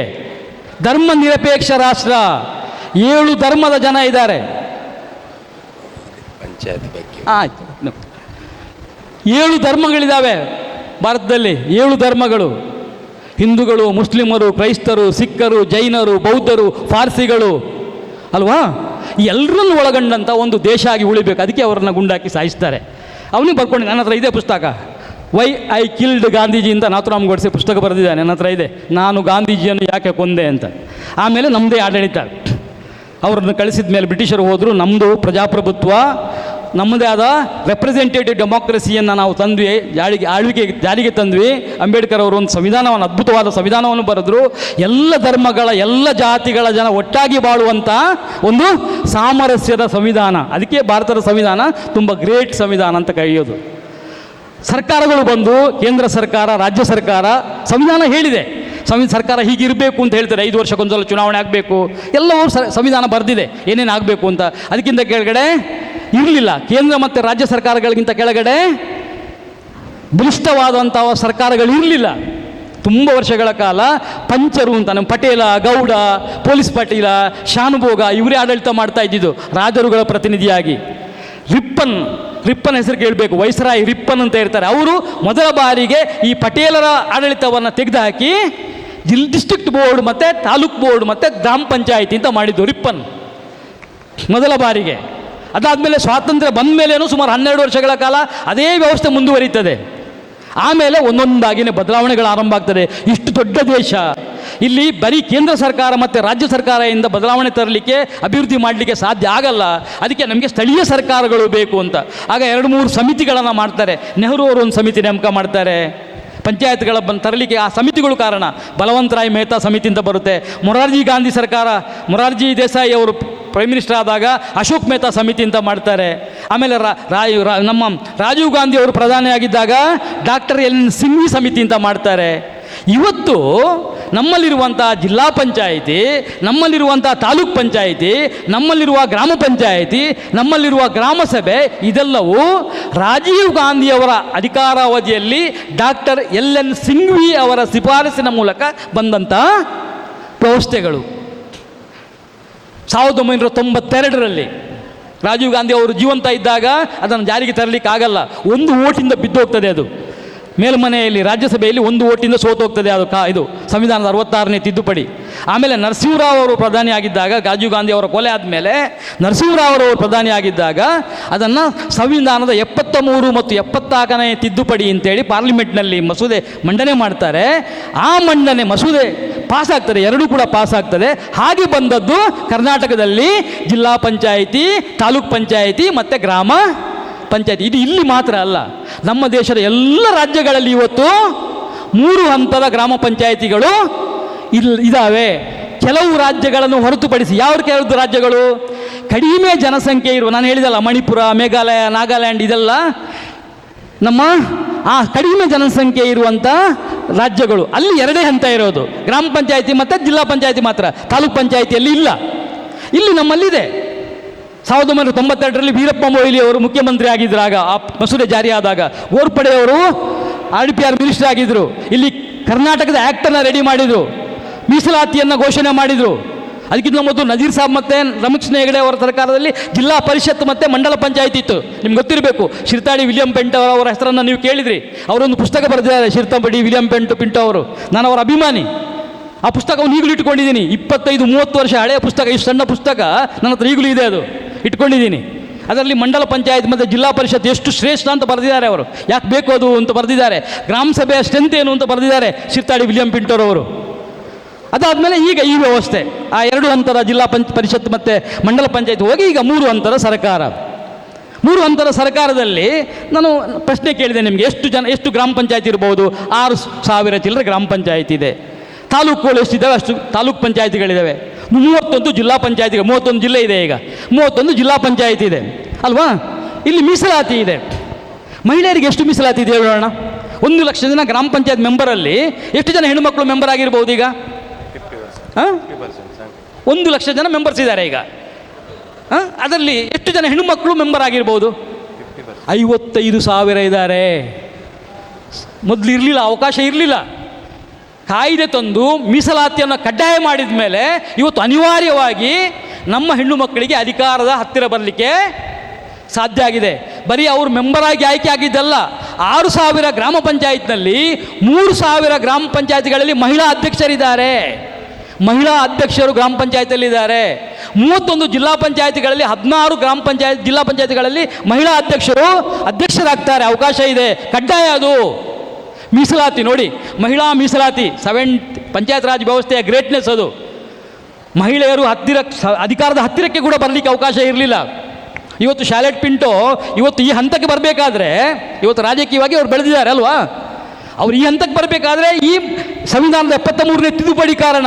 ಅವ್ರು ಜಿಲ್ಲಾ ಪಂಚಾಯತ್ ಎಲೆಕ್ಷನ್ ಕಂಟೆಸ್ಟ್ ಮಾಡಲಿಕ್ಕೆ ಸಾಧ್ಯ ಆಯಿತು, ಅವರಿಗೆ ಉಪಾಧ್ಯಕ್ಷ ಆಗಲಿಕ್ಕೆ ಸಾಧ್ಯ ಆಯಿತು. ಈಗ ಅವರಿಗೊಂದು ಅಧಿಕಾರ ಕೊಟ್ಟಿದ್ದಾರೆ, ನೇಮಕ ಮಾಡಿದ್ದಾರೆ. ನೆಕ್ಸ್ಟ್ ಅವರು MLA ಆಗ್ಬೋದು. ನೋಡಿ ಹೇಗೆ ತುಂಬ ಜನ ಇದ್ದಾರೆ ಆ ಥರ ಬಂದವರು. ಪಂಚಾಯತಿಯಿಂದ MLA ಆದವರು, ಮಂತ್ರಿಗಳಾದವರು ಇದ್ದಾರೆ ತುಂಬ ಜನ. ಈಗಿನ ಕ್ಯಾಬಿನೆಟ್ನಲ್ಲೂ 4-5 ಜನ ಕ್ಯಾಬಿನೆಟ್ ಸಚಿವರಿದ್ದಾರೆ ಜಿಲ್ಲಾ ಪಂಚಾಯತ್ ವ್ಯವಸ್ಥೆ ಮೂಲಕ ಬಂದವರು. ಅದು ಒಂದು ಗ್ರೇಟ್ನೆಸ್, ಹೆಣ್ಮಕ್ಕಳಿಗೆ ಒಂದು ಸಾಮಾಜಿಕ ನ್ಯಾಯ. ಎರಡನೇದು ಎಸ್ ಸಿ ಎಸ್ ಟಿಗೆ ಎಷ್ಟು ಮೀಸಲಾತಿ ಇದೆ ಗೊತ್ತಾ ನಿಮಗೆ ಯಾರಿಗಾದರೂ? ಪಂಚಾಯತ್ ರಾಜ್ ವ್ಯವಸ್ಥೆಯಲ್ಲಿ ಪಾರ್ಲಿಮೆಂಟ್ನಲ್ಲಿ ಮತ್ತೆ ಇಲ್ಲಿಲ್ಲ, ವಿಧಾನಸೌಧದಲ್ಲಿಲ್ಲ. SC ST ಎಷ್ಟಿದೆ ಸರ್ ಹೇಳಿ? ಹಾಂ ಅಲ್ಲ, ನೋಡಿ ನಾವೆಲ್ಲ ತಿಳುವಳಿಕೆ ಇರೋರು. ಮೀಸಲಾತಿ ವ್ಯವಸ್ಥೆ ಬಂದು 1992ರಿಂದ ಬಂದಿದೆ. ಕರ್ನಾಟಕದಲ್ಲಿ 1989ರಿಂದ ಬಂದಿದೆ, 87ರಿಂದ ಬಂದಿದೆ. ನಜೀರ್ ಸಾಬೆ ಕೊಟ್ಟರೆ ಫಸ್ಟ್ ಕರ್ನಾಟಕದಲ್ಲಿ, ಬೇರೆ ಕಡೆ ಇರಲಿಲ್ಲ. ಬಿಡಿ ಕರ್ನಾಟಕದ್ದು ಮಾತ್ರ ಬೇಡ, ಇಡೀ ದೇಶದಲ್ಲಿ ತಗೊಂಡ್ರೆ 1992ರಿಂದ ಇವತ್ತೆಷ್ಟು 2025. ನಮಗೆ ಗೊತ್ತಿಲ್ಲ ಎಷ್ಟು ನಾವು ಎಜುಕೇಟೆಡ್ ಎಷ್ಟು ಮೀಸಲಾತಿ ನಮಗೆ. OBCಗೆ ಎಷ್ಟು ಮೀಸಲಾತಿ ಇದೆ? ಬ್ಯಾಕ್ವರ್ಡ್ ಕಮ್ಯುನಿಟಿಯಲ್ಲಿ ಬರ್ತೀವಲ್ಲ ನಾವು, ಅಲ್ಪಸಂಖ್ಯಾತರೆಲ್ಲ, ನಮಗೆ ಎಷ್ಟು ಮೀಸಲಾತಿ ಇದೆ? ಈಗ ನೀವು ಪಂಚಾಯತಿಗೆ ನಿಲ್ಲಬೇಕಪ್ಪ, ಎಲೆಕ್ಷನ್ ಬರ್ತದೆ ಡಿಸೆಂಬರ್ ಜನವರಿಯಲ್ಲಿ, ಪಂಚಾಯತ್ ಎಲೆಕ್ಷನ್ ಬರ್ತದೆ, ನಿಲ್ಲಬೇಕು. ಎಷ್ಟು ಮೀಸಲಾತಿ ಇದೆ ಹೇಳಿ ನೋಡೋಣ? 33%. ನೆನಪಿಟ್ಟುಕೊಳ್ಳಿ, 33% ಇದೆ. SC ST ಗೆ ಮೀಸಲಾತಿ 25 ಅಲ್ಲ, ಅವರ ಜನಸಂಖ್ಯೆಯ ಪ್ರಮಾಣಕ್ಕೆ ಅನುಗುಣವಾಗಿ. ಅವರು ಪಂಚಾಯತ್ನಲ್ಲಿ ಜಾಸ್ತಿ ಜನ ಇದ್ದರೆ ಜಾಸ್ತಿ ಸೀಟ್ ಅವರಿಗೆ, ಕಡಿಮೆ ಜನ ಇದ್ದಾಗ ಕಡಿಮೆ ಸೀಟು. ಒಂದು ಸಣ್ಣ ಎಕ್ಸಾಂಪಲ್ ಕೊಡ್ತೀನಿ. ಚಾಮರಾಜನಗರ ಜಿಲ್ಲೆ ಗೊತ್ತಾ ನಿಮಗೆ? ಈಗ ಮೈಸೂರಿನ ಕಡೆ ಚಾಮರಾಜನಗರ ವೀರಪ್ಪನ ಕ್ಷೇತ್ರ. ನಾನಾಗ ಜರ್ನಲಿಸ್ಟ್ ಆಗಿ ಕೆಲಸ ಮಾಡ್ತಾಯಿದ್ದೆ, ಜನವಾಹಿನಿಯ ಬ್ಯೂರೋ ಚೀಫ್ ಆಗಿದ್ದೆ ಮೈಸೂರಿನಲ್ಲಿ. ವೀರಪ್ಪನ ಇದ್ದಾಗ ಆ ಚಾಮರಾಜನಗರ ಜಿಲ್ಲೆ ಅವನ ಕಾರ್ಯಕ್ಷೇತ್ರ. ಆ ಜಿಲ್ಲೆಯಲ್ಲಿ SC ಜಾಸ್ತಿ. ಎಷ್ಟು? ಯಾರು? SC ಜಾಸ್ತಿ. ಅಲ್ಲಿ MPSC MLAಗಳು ಜಾಸ್ತಿ ಜನ SCಗಳು, ಜಿಲ್ಲಾ ಪಂಚಾಯತ್ ಮೆಂಬರ್ಗಳು ಜಾಸ್ತಿ ಜನ SC. ಅರ್ಥ ಆಯ್ತಾ? ಜನಸಂಖ್ಯೆಯ ಪ್ರಮಾಣಕ್ಕೆ ಅನುಗುಣವಾಗಿ SCಗೆ ಮೀಸಲಾತಿ. ಗ್ರಾಮ ಪಂಚಾಯತ್ ಮೆಂಬರ್ಗಳು, ತಾಲೂಕ್ ಪಂಚಾಯತ್ ಮೆಂಬರ್ ಕೂಡ SC ಜಾಸ್ತಿಯಲ್ಲಿ ಆ ಜಿಲ್ಲೆಯಲ್ಲಿ. ರಾಯಚೂರಿಗೆ ಹೋಗಿ, ರಾಯಚೂರಿನಲ್ಲಿ ST ಜಾಸ್ತಿ ಪಾಪ್ಯುಲೇಷನ್, ST. ಅಲ್ಲಿ MLA MP ಪಂಚಾಯತ್ ಮೆಂಬರ್ಗಳು ಎಲ್ಲರೂ ಕೂಡ ST ಜಾಸ್ತಿ. ಅದಕ್ಕೆ ನೋಡಿ ರಾಜೀವ್ ಗಾಂಧಿ ಅವರು ತಂದಂಥ 73rd ಅಮೆಂಡ್ಮೆಂಟ್ ಇದೆಯಲ್ಲ, ಅದು ಸೋಷಿಯಲ್ ಜಸ್ಟಿಸನ್ನು ಖಾತರಿಪಡಿಸಿದಂಥ ಅಮೆಂಡ್ಮೆಂಟ್ ಅಂತ ಕರೀತಾರೆ.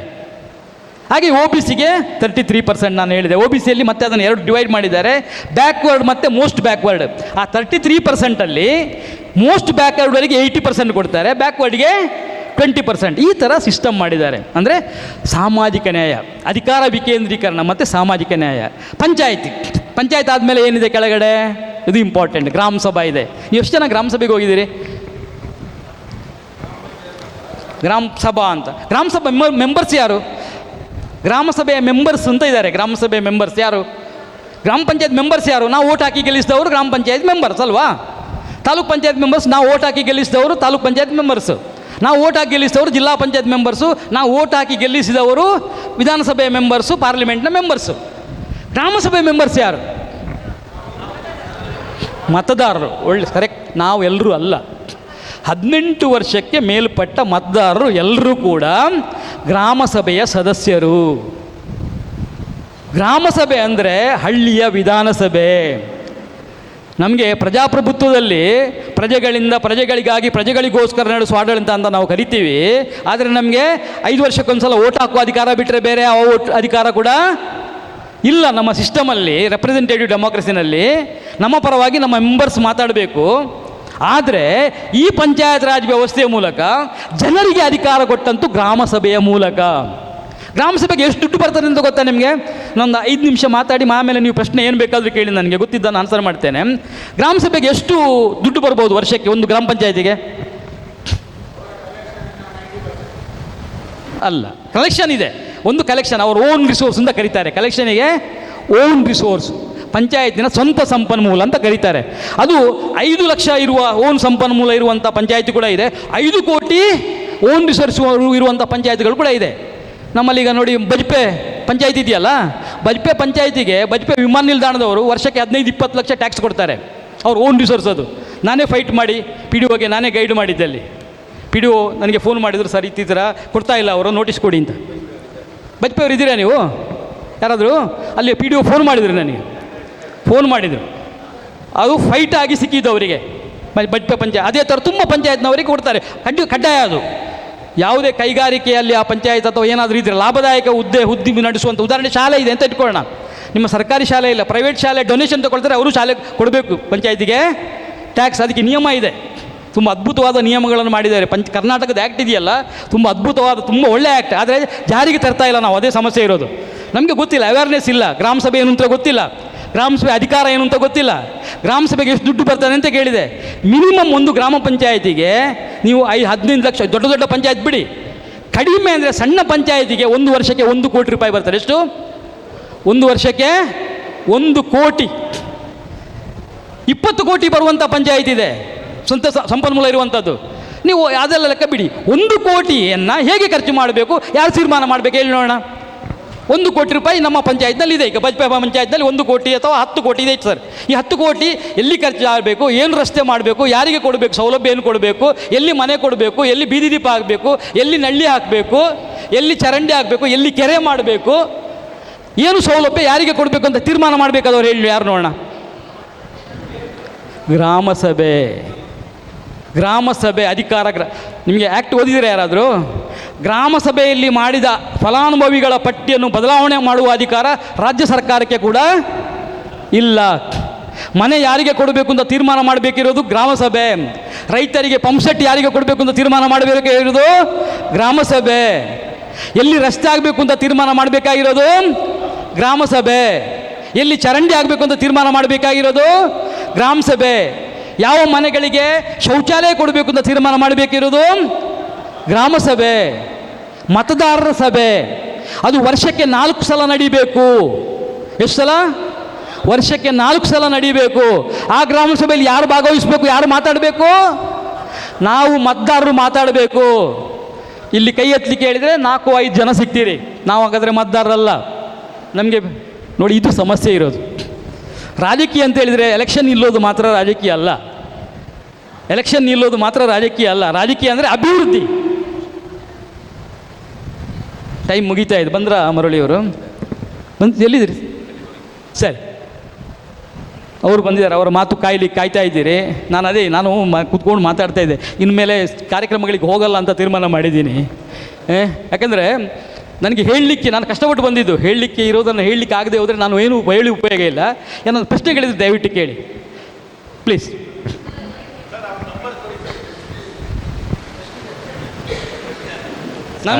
ನಂಬರ್ ಕೊಟ್ಟ ನಮ್ಮ ಸುಧೀರ್ ಕುಮಾರ್ ಮರಳಿ ಅವರು ಈಗಾಗಲೇ ಆಗಮಿಸಿದ್ದಾರೆ. ನಾನು ಮತ್ತೆ ಅವರ ಹೆಸರು ಹೇಳ್ತೇನೆ. ನಮ್ಮ ವಿಲ್ಫ್ರೆಡ್ ಡಿಸೋಜರ್ ಅವರ ನಂಬರ್ 9900508977. ಅವರು ಬಜ್ಪೆಯಲ್ಲಿ ಪ್ರಯತ್ನ ಮಾಡುವಾಗ ನನ್ನ ಮಿಸ್ಸಸ್ ಅಲ್ಲಿ ಪಂಚಾಯತ್ ಅಧ್ಯಕ್ಷರಾಗಿದ್ದರು, ನಾನು ಜಿಲ್ಲಾ ಪಂಚಾಯತ್ ಸದಸ್ಯನಾಗಿದ್ದೆ. ಅವರಿಗೆ ಅಭಿನಂದನೆ. ಪ್ರಶ್ನೆ ಕೇಳಲಿಕ್ಕಿದ್ರೆ ಈಗ ಕೇಳ್ಬೋದು, ಇಲ್ಲಾದರೆ ಫೋನ್ ನಂಬರ್ ಫೋನಲ್ಲಿ ಕೇಳಿ. ಆದರೆ ಒಂದು, ಬೆಳಿಗ್ಗೆ ನಾನು ಬೆಳಿಗ್ಗೆ 5 ಗಂಟೆಗೆ ಎದ್ದು ಸಾಯಂಕಾಲ 6 ಗಂಟೆ ತನಕ ಹಟ್ಟಿಯಲ್ಲಿ ಹುಲ್ಲು ಮಾಡೋದ್ರಲ್ಲಿ ಬ್ಯುಸಿಯಾಗಿರ್ತೇನೆ. ಎಲ್ಲ ಬಿಟ್ಟು ಆ ಮನೆಗೆ ಬಂದು ಹಳ್ಳಿಗೆ ಬಂದು ನೆಲೆಸಿದ್ದೇನೆ 6 ವರ್ಷದಿಂದ. 6 ಗಂಟೆ ಮೇಲೆ ಯಾವಾಗ ಬೇಕಾದರೂ ಫೋನ್ ಮಾಡಿ. ಒಂದು ಪ್ರಶ್ನೆ. ಹಾಂ, ದೆಹಲಿಯಿಂದ ಅವರು ಒಬ್ಬರು ಅಧಿಕಾರಿಯನ್ನು ಹಿಡ್ಕೊಂಡು ಬಂದರು. ಅವ್ರು ಕಾರಲ್ಲಿ ಬಂದಿದ್ದರು. ಆಮೇಲೆ ಅವ್ರು ಬಂದು ನನಗೆ ಫೋನ್ ಮಾಡಿದ್ರು, ನಿಮ್ಮ ವಾಶ್ರೂಮ್ಗಳು ಟಾಯ್ಲೆಟನ್ನು ನನಗೆ ತೋರಿಸ್ಬೇಕಾದ್ರೆ. ಅವ್ರು ಬಂದರು, ವಿಡಿಯೋ ತೆಗೆದ್ರು, ಫೋಟೋ ತೆಗೆದ್ರು, ನನ್ನನ್ನು ನಿಲ್ಲಿಸಿ ನಮ್ಮದು ಪಿಟ್ಟು ಉಂಟಲ್ಲ, ಸೆಪ್ಟಿಕ್ ಟ್ಯಾಂಕ್, ಅದನ್ನು ಸಹ ಅದು ಹೋಗುವ ಎಲ್ಲ ಪೈಪುಗಳ ಲೈನ್ ಅದನ್ನೆಲ್ಲ ಚೆಕಪ್ ಮಾಡಿದರು, ಚೇಂಬರ್ಗಳ ನೋಡಿದರು, ಎಲ್ಲ ಮಾಡಿದರು. ಆಗ ನಾನು ಹೇಳಿದೆ, ಸರ್ ನೀವೆಲ್ಲ ಇಂತೆಲ್ಲ ಕೆಲಸ ಮಾಡ್ತಾ ಇದ್ದೀರಲ್ಲ, ಇಲ್ಲಿ ನೀವು ಕೊಡೋದು ಅನುದಾನವನ್ನು ಸರ್ಕಾರ ಶಾಲೆಯವರಿಗೆ, ನಮಗೆ ಒಂದು ಚಾಕಿ ಒಂದು ಪೈಸೆ ಕೊಡ್ತಾ ಇಲ್ಲ.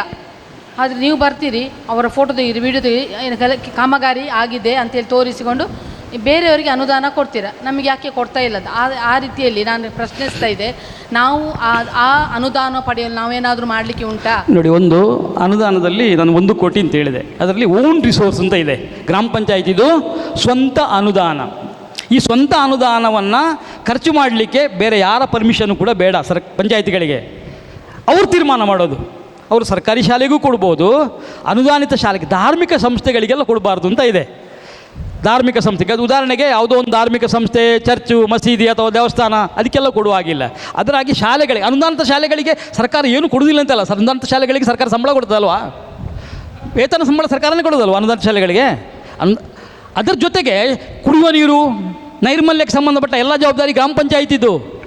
ನೈರ್ಮಲ್ಯ, ಕುಡಿಯುವ ನೀರು ಇದೆಲ್ಲವು. ಅದೇ ಥರ ಉದ್ಯೋಗ ಖಾತರಿ ಯೋಜನೆಯಲ್ಲಿ ಅವರು ನಿಮಗೆ ಗ್ರೌಂಡ್ ಮಾಡಿಕೊಡ್ಬೋದು.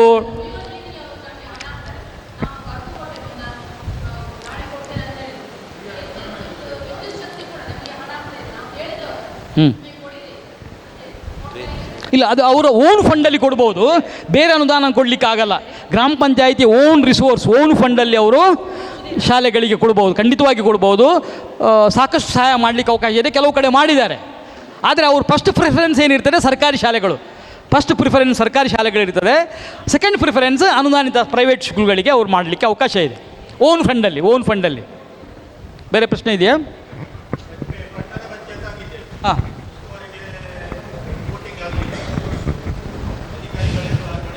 ಹೌದು.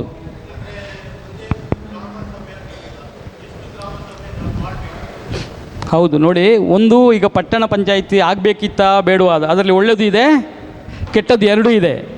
ಪಟ್ಟಣ ಪಂಚಾಯತ್ಗಳಿಗೆ ಓಟ್ ಆಗಿಲ್ಲ ನಮ್ಮಲ್ಲಿ. ತಾಲೂಕು ಪಂಚಾಯತ್, ಜಿಲ್ಲಾ ಪಂಚಾಯತ್ಗೆ ಓಟ್ ಹಾಕದೆ 4 ವರ್ಷ ಆಯಿತು.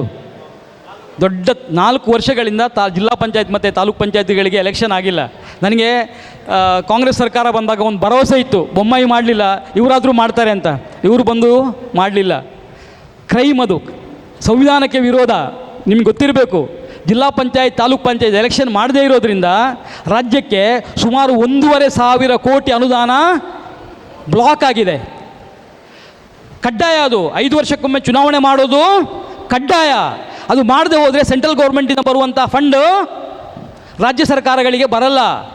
ಜಿಲ್ಲಾ ಪಂಚಾಯತ್ ಮತ್ತು ತಾಲೂಕು ಪಂಚಾಯತ್ಗಳಿಗೆ ಬರುವಂಥ ಸುಮಾರು 1,500 ಕೋಟಿ ಅನುದಾನ ಕಳೆದ 4 ವರ್ಷಗಳಲ್ಲಿ ಹೆಲ್ಡಪ್ ಆಗಿದೆ, ಬರಲಿಲ್ಲ.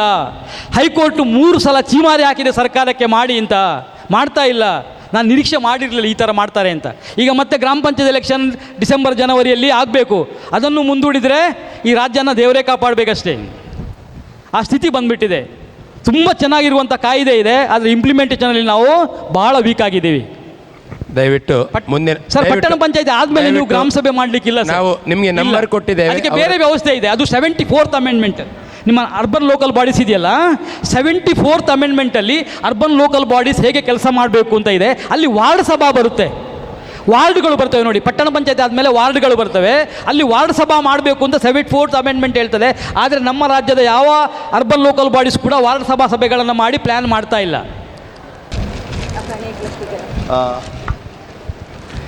ನಾನು ಬಂದಾಗ ಬ್ಯಾನರನ್ನು ನೋಡಿದೆ. ನಾನು 2 ಗಂಟೆ 30 ನಿಮಿಷದಿಂದ ಅಂತ ಇತ್ತು. ಸೊ 2 ಗಂಟೆ 30 ನಿಮಿಷದಿಂದ ಸುಮಾರು 3 ಗಂಟೆಗೆ ಪ್ರಾರಂಭವಾಗಿದ್ದರೂ ಸಹಿತ ಇಲ್ಲಿಯವರೆಗೆ ಕೇಳಿದಿರಿ. ನನಗೆ ಪಾಠ ಮಾಡ್ತಿದ್ದ ಪ್ರೊಫೆಸರ್ ಹೇಳ್ತಾಯಿದ್ರು, ಅವರು 1 ಗಂಟೆ ಅವಧಿಯಲ್ಲಿ 20 ನಿಮಿಷ ಪಾಠ ಮಾಡಿ ಉಳಿದಿದ್ದೆಲ್ಲ ಸಿನಿಮಾದ ಬಗ್ಗೆ, ನಾಟಕದ ಬಗ್ಗೆ ಮಾತಾಡ್ತಾಯಿದ್ರು. ನಾನು ಅವಾಗ ಯಾಕೆ ಕೇಳ್ತಾಯಿದ್ದೆ, 20 ನಿಮಿಷ ನಿಮ್ಮ ತಲೆಗೆ ಹೋದರೆ ಸಾಕು ಮಾರಾಯ, ನಮ್ಮ ಪುಣ್ಯ ಅಂತೇಳಿ ಅಂತ. ನೀವು ಸಹ ಸ್ವಲ್ಪ ಎಲ್ಲ ಸುಸ್ತಾಗಿದ್ದೀರಿ, ನಿಮ್ಮ ಮುಖದಲ್ಲಿ ಕಾಣ್ತಾ ಇದೆ. ಎಲ್ಲದಕ್ಕಿಂತ ಹೆಚ್ಚು ನಾನು ಸುಸ್ತಾಗಿದ್ದೇನೆ. ನಾನು ನಿನ್ನೆ ರಾತ್ರಿ 10 ಗಂಟೆವರೆಗೂ ಮಂಗಳೂರಿನಲ್ಲೇ ಇದ್ದೆ, ಮತ್ತೆ ಹೋದೆ ಆ ದಿಕ್ಕಿಗೆ ಹೋದೆ, ಆ ದಿಕ್ಕಿನಿಂದ ಮತ್ತೆ ಈಗ ವಾಪಸ್ ಬಂದಿದ್ದೇನೆ. ಚೂರು ನನಗೆ ಒಂದು ಕನೆಕ್ಟ್ ಆಗುವ ದೃಷ್ಟಿಯಿಂದ ಅಲ್ಲಿ ಕೂತ ನಮ್ಮ ಸಿಸ್ಟರ್ಸ್ ಗುಂಪು ಎಲ್ಲ ಚೂರು ಈಚೆ ಬಂದರೆ ಸರಿ ಆಗ್ತದೆ ಅಂತ ಯೋಚನೆ ಮಾಡಿದೆ. ನೀವು ಸಹ ಅಲ್ಲಿ ಒಂದು ಸಪ್ರೇಟ್ ಗುಂಪು ಕೂತಿದೆ, 4 ಜನ, ನೀವು ಬನ್ನಿ ಈಚೆ.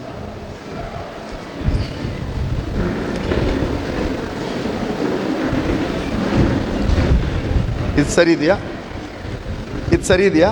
ಸರಿ ಇದೆ, ಸರಿ ಇದೆಯಲ್ಲ?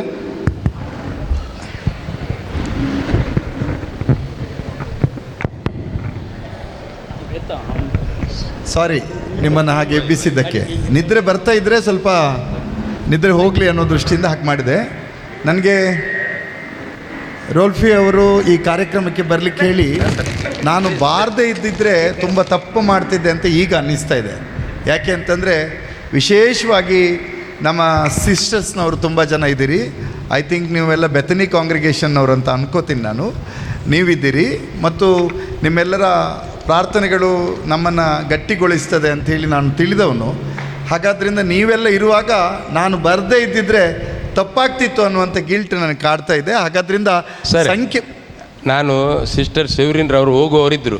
ಆಗ ಹೇಳಿದೆ ನಮ್ಮ ಸುಧೀರ್ ಕುಮಾರ್ ಮರವಳ್ಳಿ ಅವರಿಗೆ ಸಿಸ್ಟರ್ಸ್ನವ್ರು ನೋಡಿದರೆ ತುಂಬ ಆತ್ಮೀಯತೆ ಇದೆ, ಆದ್ದರಿಂದ ತಾವು ನಿಲ್ಲಬೇಕು ಅಂತ ಅವ್ರ ಹತ್ರ ಆಗಲೇ ಹೇಳಿದೆ ನಾನು. ಗ್ರೇಟ್.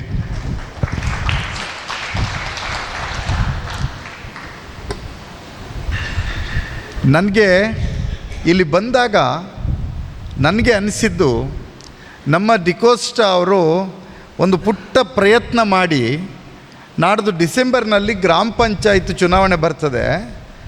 ನಮ್ಮ ವಿಲ್ಫ್ರೆಡ್ ಹೇಳಿದಾಗೆ ಅಕಸ್ಮಾತ್ ಸರ್ಕಾರ ಏನಾದರೂ ಮನಸ್ಸು ಮಾಡಿದರೆ ತಾಲೂಕು ಪಂಚಾಯತಿ ಮತ್ತು ಜಿಲ್ಲಾ ಪಂಚಾಯತಿ ಚುನಾವಣೆ ಸಹ ಬರ್ತದೆ. ನನ್ನ ಸಮುದಾಯದ ಜನ ಅದರಲ್ಲಿ ಪ್ರಾತಿನಿಧ್ಯವನ್ನು ಪಡಿಬೇಕು ಅನ್ನುವಂಥ ಒಂದು ಪುಟ್ಟ ಒಳಸಂಚನ್ನು ಮಾಡಿದ್ದಾರೆ ಅಂತ ಕಾಣುತ್ತೆ. ಈ ಒಳಸಂಚು ಅಪೇಕ್ಷಣೀಯ ಮತ್ತು ಒಳ್ಳೆಯದು ಅಂತೇಳಿ ನಾನು ತಿಳಿತೇನೆ. ಯಾಕೆ ಅಂತಂದರೆ ನಿಮ್ಮ ಸಮುದಾಯವನ್ನು ಉದ್ದೇಶಿಸಿ ಮಾತನಾಡುವಾಗ ನನಗೆ ಅನಿಸುತ್ತೆ, ಅದು ನೀವು ಗಳಿಸಿಕೊಂಡ ಅಥವಾ ನಿತ್ಯವೂ ಆರಾಧಿಸುವ, ನೀವು ನಡ್ಕೊಂಡು ಹೋಗುವ ರೀತಿ ರಿವಾಜಿನ ಕಾರಣಕ್ಕೆ ನಿಮ್ಮದು ಒಂದು ಒಳ್ಳೆ ಸಾಲುಂಟು. ಅದೇನೆಂದರೆ ಅದು ಎಲ್ಲ ನಮಗೆ ಬೇಡ ಅಂತ. ಕರೆಕ್ಟ್ ಅಲ್ಲ? ಅದು ಎಲ್ಲ ನಮಗೆ ಬೇಡ, ಅದು ಪೊಲಿಟಿಕ್ಸ್, ಅದು ನಮಗೆ ಅದೆಲ್ಲ ಬೇಡ. ನಾವು ಗಮ್ಮತ್ತಲ್ಲಿರಬೇಕು. ಒಂದು ಹಬ್ಬ, ವಾರಕ್ಕೆ ಒಂದು ಪ್ರೇಯರಿಗೆ ಹೋಗೋದು, ಸಾಧ್ಯ ಆದರೆ ಒಂದು ಮಸಾಲೆ ದೋಸೆ ತಿನ್ನೋದು, ಮನೆಗೆ ಹೋಗುವುದು, ಸಾಧ್ಯ ಆದರೆ ವಾರಕ್ಕೆ ಒಂದು ದಿವಸ ಬಿರಿಯಾನಿ ಸರಿಯಲ್ಲ, ಮೀನು ಕರಿ, ದೋಸೆ, ಈ ರೀತಿಯ ಒಂದು ಬದುಕಿನ ಚೌಕಟ್ಟಿನೊಳಗೆ ಇರುವ ನಾವು ಒಂದು ಸಾಮಾಜಿಕ ಸ್ವರೂಪಕ್ಕೆ ಹೊರಳುವ ಅನಿವಾರ್ಯ ಕಾಲಘಟ್ಟದಲ್ಲಿ ಇದ್ದೇವೆ ಅಂತ ಹೇಳಿ ಅಂತ. ಇಲ್ಲಿ ಕುಳಿತವರು ಯಾವ ಸಿದ್ಧಾಂತ, ಯಾವ ಪಕ್ಷ, ಅದು ನನಗೆ ಸಂಬಂಧ ಇಲ್ಲ. ನನ್ನ ಸಂಬಂಧ ಪ್ರಾತಿನಿಧ್ಯವನ್ನು ಪಡೆಯೋದು. ಆ ಪ್ರಾತಿನಿಧ್ಯವನ್ನು ಪಡಿಬೇಕು ಅನ್ನುವಾಗ ನಮಗಿರುವ ಅಸ್ತ್ರ ಯಾವುದು ಅಂತಂದರೆ ಅದು ಸಂವಿಧಾನದ ಅಸ್ತ್ರ ಅಂಥೇಳಿ ನಾವು ನಂಬಿದವನು. ನಾನು ಮೊನ್ನೆಯ ನಿಮ್ಮ ಕೆಲರೈ ಚರ್ಚಿಗೆ ಹೋದಾಗ ನಾನು ಮಾತಾಡ್ತಾ ಇದ್ದೆ. ಕ್ರಿಶ್ಚಿಯನ್ ಸಮುದಾಯ ಅಂತ ಹೇಳಿದಾಗ ಒಂದು ಸಾಧಾರಣದ ಮೆಟಾಫರ್ ಬರ್ತದೆ. ಇಷ್ಟು ತ್ಯಾಗವನ್ನು ಮಾಡಿ ಸೇವೆಯನ್ನು ಮಾಡ್ತಕ್ಕಂಥ ಈ ಎಲ್ಲ ಕಾಂಗ್ರಿಗೇಷನ್ನಿನಿಂದ ಬಂದಿರತಕ್ಕಂಥ ನಮ್ಮ ಭಗಿನಿಯರು ಇವರ ಸೇವೆಗಳನ್ನು ಸಹಿತ ಶಂಕಾಸ್ಪದದಿಂದ ನೋಡ್ತಾ ಒಂದು ಜನರಲ್ ನರೇಷನನ್ನು ಕಟ್ಟುವುದಿದೆ. ಇವರು ಮತಾಂತರಿಗಳು, ಇವರು ಮತಾಂತರವನ್ನು ಮಾಡಲಿಕ್ಕಾಗಿಯೇ ಶಿಕ್ಷಣದ ಕ್ಷೇತ್ರದಲ್ಲಿ ಸೇವೆ ಮಾಡ್ತಾರೆ, ಆರೋಗ್ಯ ಕ್ಷೇತ್ರದಲ್ಲಿ ಸೇವೆ ಮಾಡ್ತಾರೆ, ಅಥವಾ ಇನ್ಯಾವುದೋ ಒಂದು ಶೋಷಿತ ದಮನಿತ ವರ್ಗದ ಸೇವೆಯನ್ನು ಮಾಡ್ತಾರೆ ಅಂತ. ನನ್ನ ಹತ್ರ ದೊಡ್ಡ ದೊಡ್ಡ ಲಾಜಿಕ್ ಇಲ್ಲ. ನಾನು ಆಗ ಹೇಳೋದು, ನನ್ನ ತಾಯಿ ಈಗಲೂ ಸಹ ರತ್ನಮ್ಮ ಹಾಲಪ್ಪ ಹೆಗ್ಡೆಯಾಗಿ ಉಳಿದಿದ್ದಾರೆ. ನನ್ನ ತಾಯಿ ತನ್ನ ವಿದ್ಯಾಭ್ಯಾಸವನ್ನು ಮಾಡಿದ್ದು ಕೊಪ್ಪದ ಸೈಂಟ್ ಜೋಸೆಫ್ ವಿದ್ಯಾಸಂಸ್ಥೆಯಲ್ಲಿ. ಆಕೆ ಏನಾದರೂ ಮತಾಂತರ ಆಗಿದ್ದರೆ ಆ ಕಾಲಘಟ್ಟದಲ್ಲಿ ನಾನು ಸಹ ಇವತ್ತು ಲೋಬೋನೋ ಫಿಲಿಪೋ ಏನೋ ಆಗಿ ಇರ್ತಿದ್ದೆ ಅಂತ.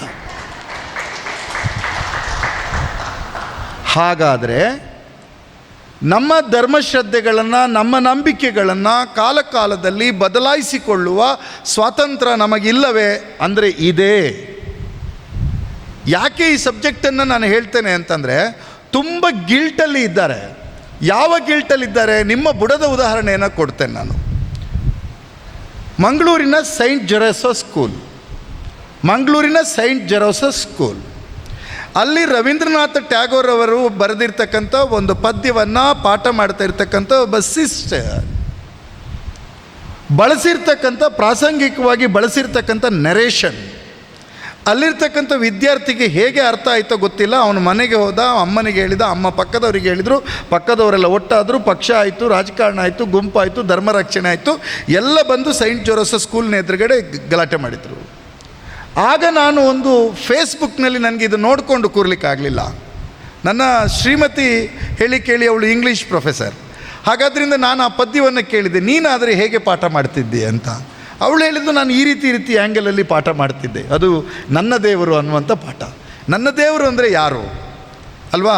ವರ್ಕ್ ಈಸ್ ವರ್ಷಿಪ್ ಅಂತ ಹೇಳಿದ ಸಂಸ್ಕೃತಿ ನಮ್ಮದು, ಕರೆಕ್ಟ್ ಅಲ್ಲ? ಕಾಯಕವೇ ಕೈಲಾಸ ಅಂತ ಹೇಳಿರ್ತಕ್ಕಂಥ ಸಂಸ್ಕೃತಿ ನಮ್ಮದು.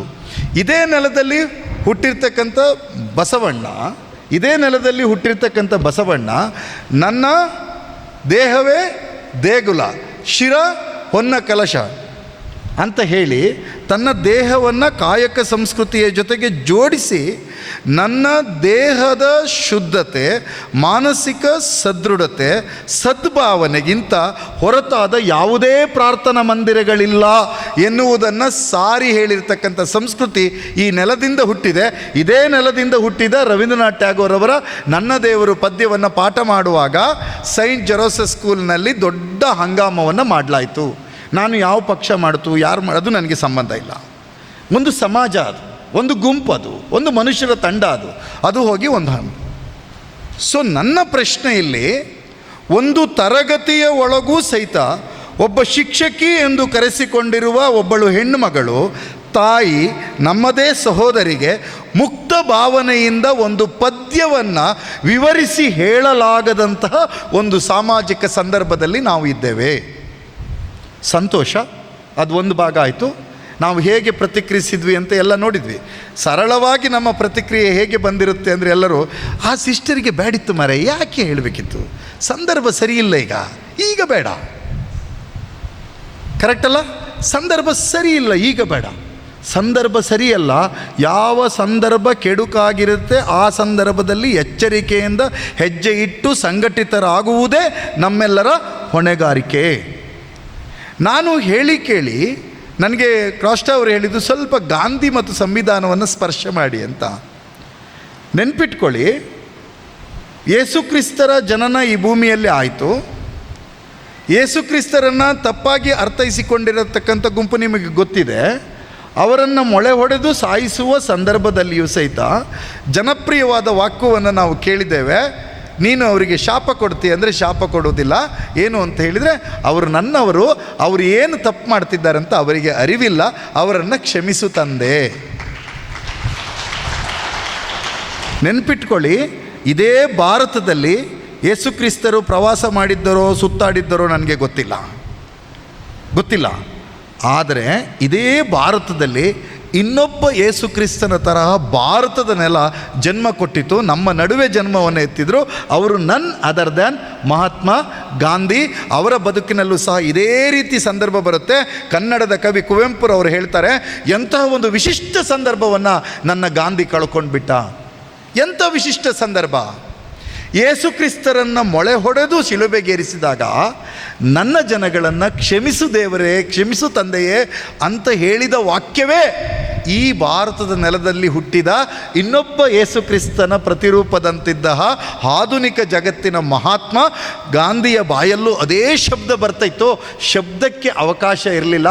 ಕೃಶವಾದ ಶರೀರ, 3 ಗುಂಡೇಟು ಬಿದ್ದ ಕೂಡಲೇ ನೆಲಕ್ಕೆ ಒರಗಿದ ದೇಹ ಬರೇ ಹೇ ರಾಮ್ ಅಂತ ಕೂಗಿತು.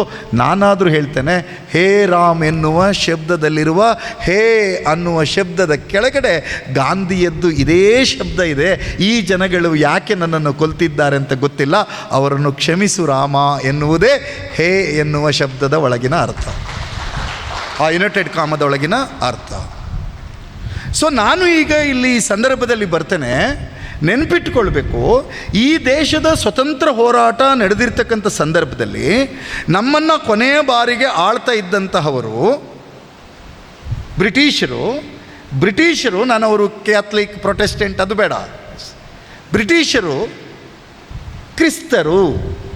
ಕ್ರೈಸ್ತರು ಅನ್ನುವುದನ್ನು ತಿಳಿದುಕೊಂಡು ನಾವು ಮಾತನಾಡುವ ಸಂದರ್ಭದಲ್ಲಿ ಈ ದೇಶದ ಮಣ್ಣಿನಲ್ಲಿ ಹುಟ್ಟಿದ ಯಾವೊಬ್ಬ ಕ್ರೈಸ್ತ ಬಂಧುವೂ ಸಹಿತ ಅವರು ಬ್ರಿಟಿಷರು ನಮ್ಮ ಸಮುದಾಯದವರು ಎನ್ನುವ ಕಾರಣಕ್ಕಾಗಿ ಯಾರೊಬ್ಬ ಕ್ರೈಸ್ತರು ಸಹಿತ ಭಾರತ ಸ್ವತಂತ್ರ ಹೋರಾಟದ ಸಂದರ್ಭದಲ್ಲಿ ಬ್ರಿಟಿಷರ ಜೊತೆಗೆ ಕೈ ಜೋಡಿಸಿದ ಒಂದೇ ಒಂದು ಉದಾಹರಣೆ ಸಹಿತ ಇಲ್ಲ. ಇಲ್ಲಿಯ ಕ್ರೈಸ್ತರು ಸಹಿತ ಹೇಳಿದ್ದೇನು ಅಂದರೆ, ಬ್ರಿಟಿಷರೇ ಭಾರತ ಬಿಟ್ಟು ತೊಲಗಿ, ಇದು ನಮ್ಮ ದೇಶ. ಈ ಅಂಥ ವಿಶಿಷ್ಟವಾದಂಥ ಸಮುದಾಯ ಮತಾಂತರ ಮಾತಾಡ್ತಾ ಬಂದ್ರಲ್ಲ. 2011 ಇಸ್ವಿಯ ಜನಗಣತಿಯ ರಿಪೋರ್ಟ್ ನಮ್ಮ ಕೈಲಿದೆ, ದೇಶದ ಕೈಲಿದೆ, ಗೂಗಲಲ್ಲಿದೆ, ಸರ್ಕಾರದ ಸಾಂಖ್ಯಿಕ ಇಲಾಖೆಯಲ್ಲಿದೆ. ಕ್ರೈಸ್ತರ ಜನಸಂಖ್ಯೆ ಈ ದೇಶದಲ್ಲಿ 3.11. ಎಷ್ಟು ಹೇಳಿ? 3.11. ಏರಿಕೆ ಇರ್ಬೋದು, ಜನಸಂಖ್ಯೆಯ ಪ್ರಮಾಣ ಇರ್ಬೋದು, ಯಾವುದೇ ಸಮುದಾಯದ ಏರಿಕೆಯ ಪ್ರಮಾಣಕ್ಕಿಂತ ಬೇರೆಯ ದಾರಿಯಲ್ಲಿ ಆಗಲಿಲ್ಲ ಎನ್ನುವುದನ್ನು ಈ ಸಮುದಾಯ ಗಟ್ಟಿಯಾಗಿ ನನ್ನ ಸಮುದಾಯದ ಎದುರುಗಡೆ ಹೇಳ್ಕೊಳ್ಬೇಕಾದಂಥ ಒಂದು ಪರಿಸ್ಥಿತಿಗೆ ಬಂದಿದೆ. ಯಾಕೆಂದರೆ ನಾವು ಮತಾಂತರದ ಉದ್ದೇಶದಿಂದ ಸೇವಾ ಚಟುವಟಿಕೆಯನ್ನು ಮಾಡ್ತಾ ಇಲ್ಲ. ನಾವು ಮತಾಂತರದ ಉದ್ದೇಶದಿಂದನೇ ಸೇವಾ ಚಟುವಟಿಕೆ ಮಾಡಿದ್ದು ಹೌದು ಅಂತಾದರೆ ಈ ನೆಲದಲ್ಲಿರುವ ಹಲವಾರು ಕಾಂಗ್ರಿಗೇಷನ್ ಸೇವಾ ಸಂಸ್ಥೆಗೆ ಮೀಸಲಾದಂತಹ ಈ ಸಂಸ್ಥೆಯಿಂದ ಹೊರಬಂದಂತಹ ವಿದ್ಯಾರ್ಥಿಗಳೆಲ್ಲರೂ ಮತಾಂತರವಾಗಿದ್ದರೆ, ಕಡಿಮೆ ದರದಲ್ಲಿ ಔಷಧಿ ಚಿಕಿತ್ಸೆಯನ್ನು ಪಡೆದಿರುವ ಎಲ್ಲ ಆಸ್ಪತ್ರೆಯ ರೋಗಿಗಳೂ ಸಹಿತ ಮತಾಂತರವಾಗಿದ್ದರೆ ಈ ದೇಶದಲ್ಲಿ ಜನಸಂಖ್ಯೆ 33.11 ಆಗಿರ್ತಾ ಇತ್ತು. ಎಷ್ಟು ಹೇಳಿ? 33.11. ನಾವಿರೋದು ಎಷ್ಟು ಸಂಖ್ಯೆ? 3.11. ನಾನು ಯಾಕೆ ಇದನ್ನೆಲ್ಲ ಹೇಳ್ತಾ ಇದ್ದೀನಿ ಅಂತಂದರೆ, ಒಂದು ಗಿಲ್ಟಿಂದ ಹೊರಗೆ ಬರಬೇಕು. ಪಬ್ಲಿಕ್ ನರೇಷನ್ನಿಂದ ನಾವು ಪ್ರತಿರೋಧವನ್ನು ತೋರಿಸ್ತಕ್ಕಂಥ ಒಂದು ಜನಾಭಿಪ್ರಾಯ ನಮ್ಮ ನಡುವೆ ಮೂಡಬೇಕು. ಸ್ನೇಹಿತರೆ, ಮಣಿಪುರದಲ್ಲಿ ನೀವು, ನನಗೆ ಗೊತ್ತಿದೆ, ಚರ್ಚಿನಿಂದ ಹಣ ಸಂಗ್ರಹಿಸಿಕೊಟ್ಟಿದ್ದೀರಿ, ವಾರದ ಪ್ರಾರ್ಥನೆಯಲ್ಲಿ ಪ್ರೇಯರ್ ಮಾಡಿದ್ದೀರಿ, ಅಲ್ಲಿ ಗಲಭೆ ನಿಲ್ಲಲಿ ಅಂಥೇಳಿ ಪ್ರಾರ್ಥನೆ ಮಾಡಿದ್ದೀರಿ. ಗಾಜಾದಲ್ಲಿ ನಡೆಯುವ ಗಲಭೆಗೂ ನಮ್ಮೆಲ್ಲರ ಪ್ರಾರ್ಥನೆ ಅದೇ ಥರ ಇದೆ, ಎಲ್ಲ ಇದೆ. ಆದರೆ ನೆನ್ಪಿಟ್ಕೊಳ್ಳಿ, ಇದು ಭಾರತ ದೇಶ. ಮಣಿಪುರದಲ್ಲಿ ಸುಮಾರು 5 ವರ್ಷಗಳಿಂದ ಕುಕಿ ಮತ್ತು ಮೈತೇಯಿ ಸಮುದಾಯಗಳ ನಡುವೆ ಹೊತ್ತು ಉರಿತಾ ಇದೆ. ಪ್ರಾರ್ಥನಾ ಮಂದಿರಗಳು ಸುಡಲ್ಪಡ್ತಿದ್ದಾವೆ, ವಿದ್ಯಾಸಂಸ್ಥೆಗಳು ಸುಡಲ್ಪಡ್ತಿದ್ದಾವೆ. ನನ್ನ ಅಕ್ಕ ತಂಗಿಯನ್ನು ಸಾರ್ವಜನಿಕವಾಗಿ ಬೆತ್ತಲೆ ಮೆರವಣಿಗೆಯನ್ನು ಮಾಡ್ತಾ ಇರ್ತಕ್ಕಂಥ ಸಂದರ್ಭದಲ್ಲಿ ನನ್ನ ತಾಯಿ ಭಾರತಿ ನೆಮ್ಮದಿಯಿಂದ ಇದ್ದಾಳೆ ಅಂಥೇಳಿ ನೀವು ಯಾರಾದರೂ ಯೋಚನೆ ಮಾಡಿಕೊಂಡ್ರೆ, ನಮ್ಮ ತಾಯಿ ಭಾರತಿ ನೆಮ್ಮದಿಯಿಂದ ಇಲ್ಲ, ಅವಳ ಮಗಳನ್ನು ರಸ್ತೆಯಲ್ಲಿ ನಾವು ಬೆತ್ತಲು ಮಾಡ್ತಾ ಇದ್ದೇವೆ. ಸೊ ಅದರ ನನ್ನ ಸರ್ಕಾರದ ಹೊಣೆಗಾರಿಕೆ, ಜವಾಬ್ದಾರಿ, ಅದರ ಬಗ್ಗೆ ನಾನು ಬರ್ತಾ ಇಲ್ಲ. ನನ್ನ ಹೊಣೆಗಾರಿಕೆ, ನನ್ನ ಜವಾಬ್ದಾರಿ ಏನು, ನಿಮ್ಮ ಜವಾಬ್ದಾರಿ ಏನು? ಸರಿ, ಇದನ್ನೆಲ್ಲ ಸ್ಪರ್ಶ ಮಾಡ್ತಲೇ ನಾನು ಹಿಂದಕ್ಕೆ ಹೋಗ್ಬಿಡ್ತೀನಿ. ವಿಶ್ವದಲ್ಲಿ ಬೇರೆ ಬೇರೆ ಕಡೆ ರಾಷ್ಟ್ರಗಳಲ್ಲೂ ಸಹಿತ ವಸಾಹತುಶಾಹಿ ರಾಷ್ಟ್ರಗಳಿತ್ತು. ಬ್ರಿಟಿಷರು ಆಳ್ವಿಕೆ ಮಾಡ್ತಾಯಿದ್ರು, ಫ್ರೆಂಚರು ಆಳ್ವಿಕೆ ಮಾಡ್ತಾಯಿದ್ರು, ಡಚ್ಚರು ಆಳ್ವಿಕೆ ಮಾಡ್ತಾಯಿದ್ರು, ಬೇರೆ ಬೇರೆಯವರು ಆಳ್ವಿಕೆ ಮಾಡ್ತಾಯಿದ್ರು. ಈ ರೀತಿ ಎಲ್ಲ ಆಳ್ವಿಕೆ ಮಾಡಿದ ದೇಶದಲ್ಲೂ ಸಹಿತ ಸ್ವತಂತ್ರಕ್ಕಾಗಿ ಹೋರಾಟ ನಡೆದಿತ್ತು. ಆದರೆ ಅಲ್ಲೆಲ್ಲ ಸ್ವತಂತ್ರ ಹೋರಾಟ ನಡೆದಿದ್ದಕ್ಕೂ ಭಾರತದ ಸ್ವತಂತ್ರ ಹೋರಾಟಕ್ಕೂ ಒಂದು ವೈವಿಧ್ಯತೆ ಇದೆ. ಅದೇನು ಅಂದರೆ, ಭಾರತ ಸ್ವತಂತ್ರ ಹೋರಾಟದಲ್ಲಿ ಮಾತ್ರ ಈ ದೇಶಕ್ಕೆ ಸ್ವತಂತ್ರ ಬಂದ ಮೇಲೆ ಈ ದೇಶ ಹೇಗಿರಬೇಕು ಅಂತ ಯೋಚನೆ ಮಾಡಿರ್ತಕ್ಕಂಥ ಸ್ವತಂತ್ರ ಹೋರಾಟ ವಿಶ್ವದಲ್ಲಿ ಒಂದೇ ಕಡೆ ನಡೆದಿದ್ದು, ಅದು ಭಾರತದ ನೆಲದಲ್ಲಿ ನಡೆದದ್ದು. ನಾನು ಯಾಕೆ ಇದನ್ನು ಹೇಳಿದೆ ಅಂತಂದರೆ, ನೀವೆಲ್ಲ ಹೆಸರು ಕೇಳಿದಿರಿ, ಸಿಸ್ಟರ್ ಆನಿ ಬೆಸೆಂಟ್. ಆನಿ ಬೆಸೆಂಟ್ ಹೆಸರು ಕೇಳಿದಿರಿ.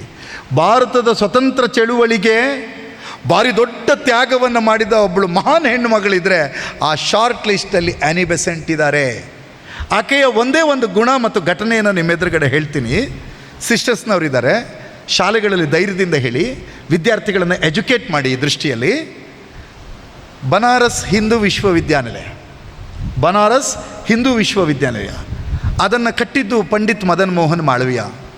ಅದರ ಉದ್ಘಾಟನೆಯನ್ನು ಮಾಡಬೇಕು ಅಂತ ಬ್ರಿಟಿಷ್ ವೈಸ್ರಾಯನ್ ಕರೀತಾರೆ. ಆಗ ದೊಡ್ಡ ಚರ್ಚೆ ಆಗುತ್ತೆ. ಬನಾರಸ್ ಹಿಂದೂ ವಿಶ್ವವಿದ್ಯಾನಿಲಯವನ್ನು ನಿರ್ಮಾಣ ಮಾಡುವ, ಕಟ್ಟುವ ಸಂಸ್ಥೆಯ ಪದಾಧಿಕಾರಿಯಾಗಿ ಆನಿ ಬೆಸೆಂಟ್ ದುಡಿತಾರೆ. ಆ ರೀತಿಯಾಗಿ ಯೂನಿವರ್ಸಿಟಿಯನ್ನು ಕಟ್ಟಿ ಅದನ್ನು ಉದ್ಘಾಟನೆ ಮಾಡೋ ಸಂದರ್ಭದಲ್ಲಿ ವೈಸ್ರಾಯನ್ ಕರೀತಾರೆ, ರಾಜರನ್ನು ಕರೀತಾರೆ, ಸಾಮಂತರನ್ನು ಕರೀತಾರೆ, ಜಮೀನ್ದಾರರನ್ನು ಕರೀತಾರೆ. ವಿಶೇಷವಾದ ಪಾಸ್ ಕೊಟ್ಟು, ಕಾಂತಾರ ಸಿನಿಮಾಕ್ಕೆ ವಿಶೇಷ ಪಾಸ್ ವ್ಯವಸ್ಥೆ ಆದಂಗೆ ಪಾಸ್ ಕೊಟ್ಟು ಕರೀತಾರೆ. ಈ ರೀತಿ ಪಾಸ್ ಕೊಟ್ಟು ಕರೆದಾಗ ಗಾಂಧಿಯನ್ನು ಆ ಕಾರ್ಯಕ್ರಮಕ್ಕೆ ಕರಿಬೇಕೋ ಬೇಡವೋ ಅಂತ ಚರ್ಚೆ ಆಗುತ್ತೆ. ಚರ್ಚೆ ಆದಾಗ ಆ ಚರ್ಚೆಗೆ ಉಪಸಂಹಾರವನ್ನು ಹಾಡಿ ಗಾಂಧಿಯನ್ನು ಕರೆಯಲೇಬೇಕು ಅಂತ ಸೂಚನೆ ಕೊಟ್ಟವರು ಆನಿ ಬೆಸೆಂಟ್.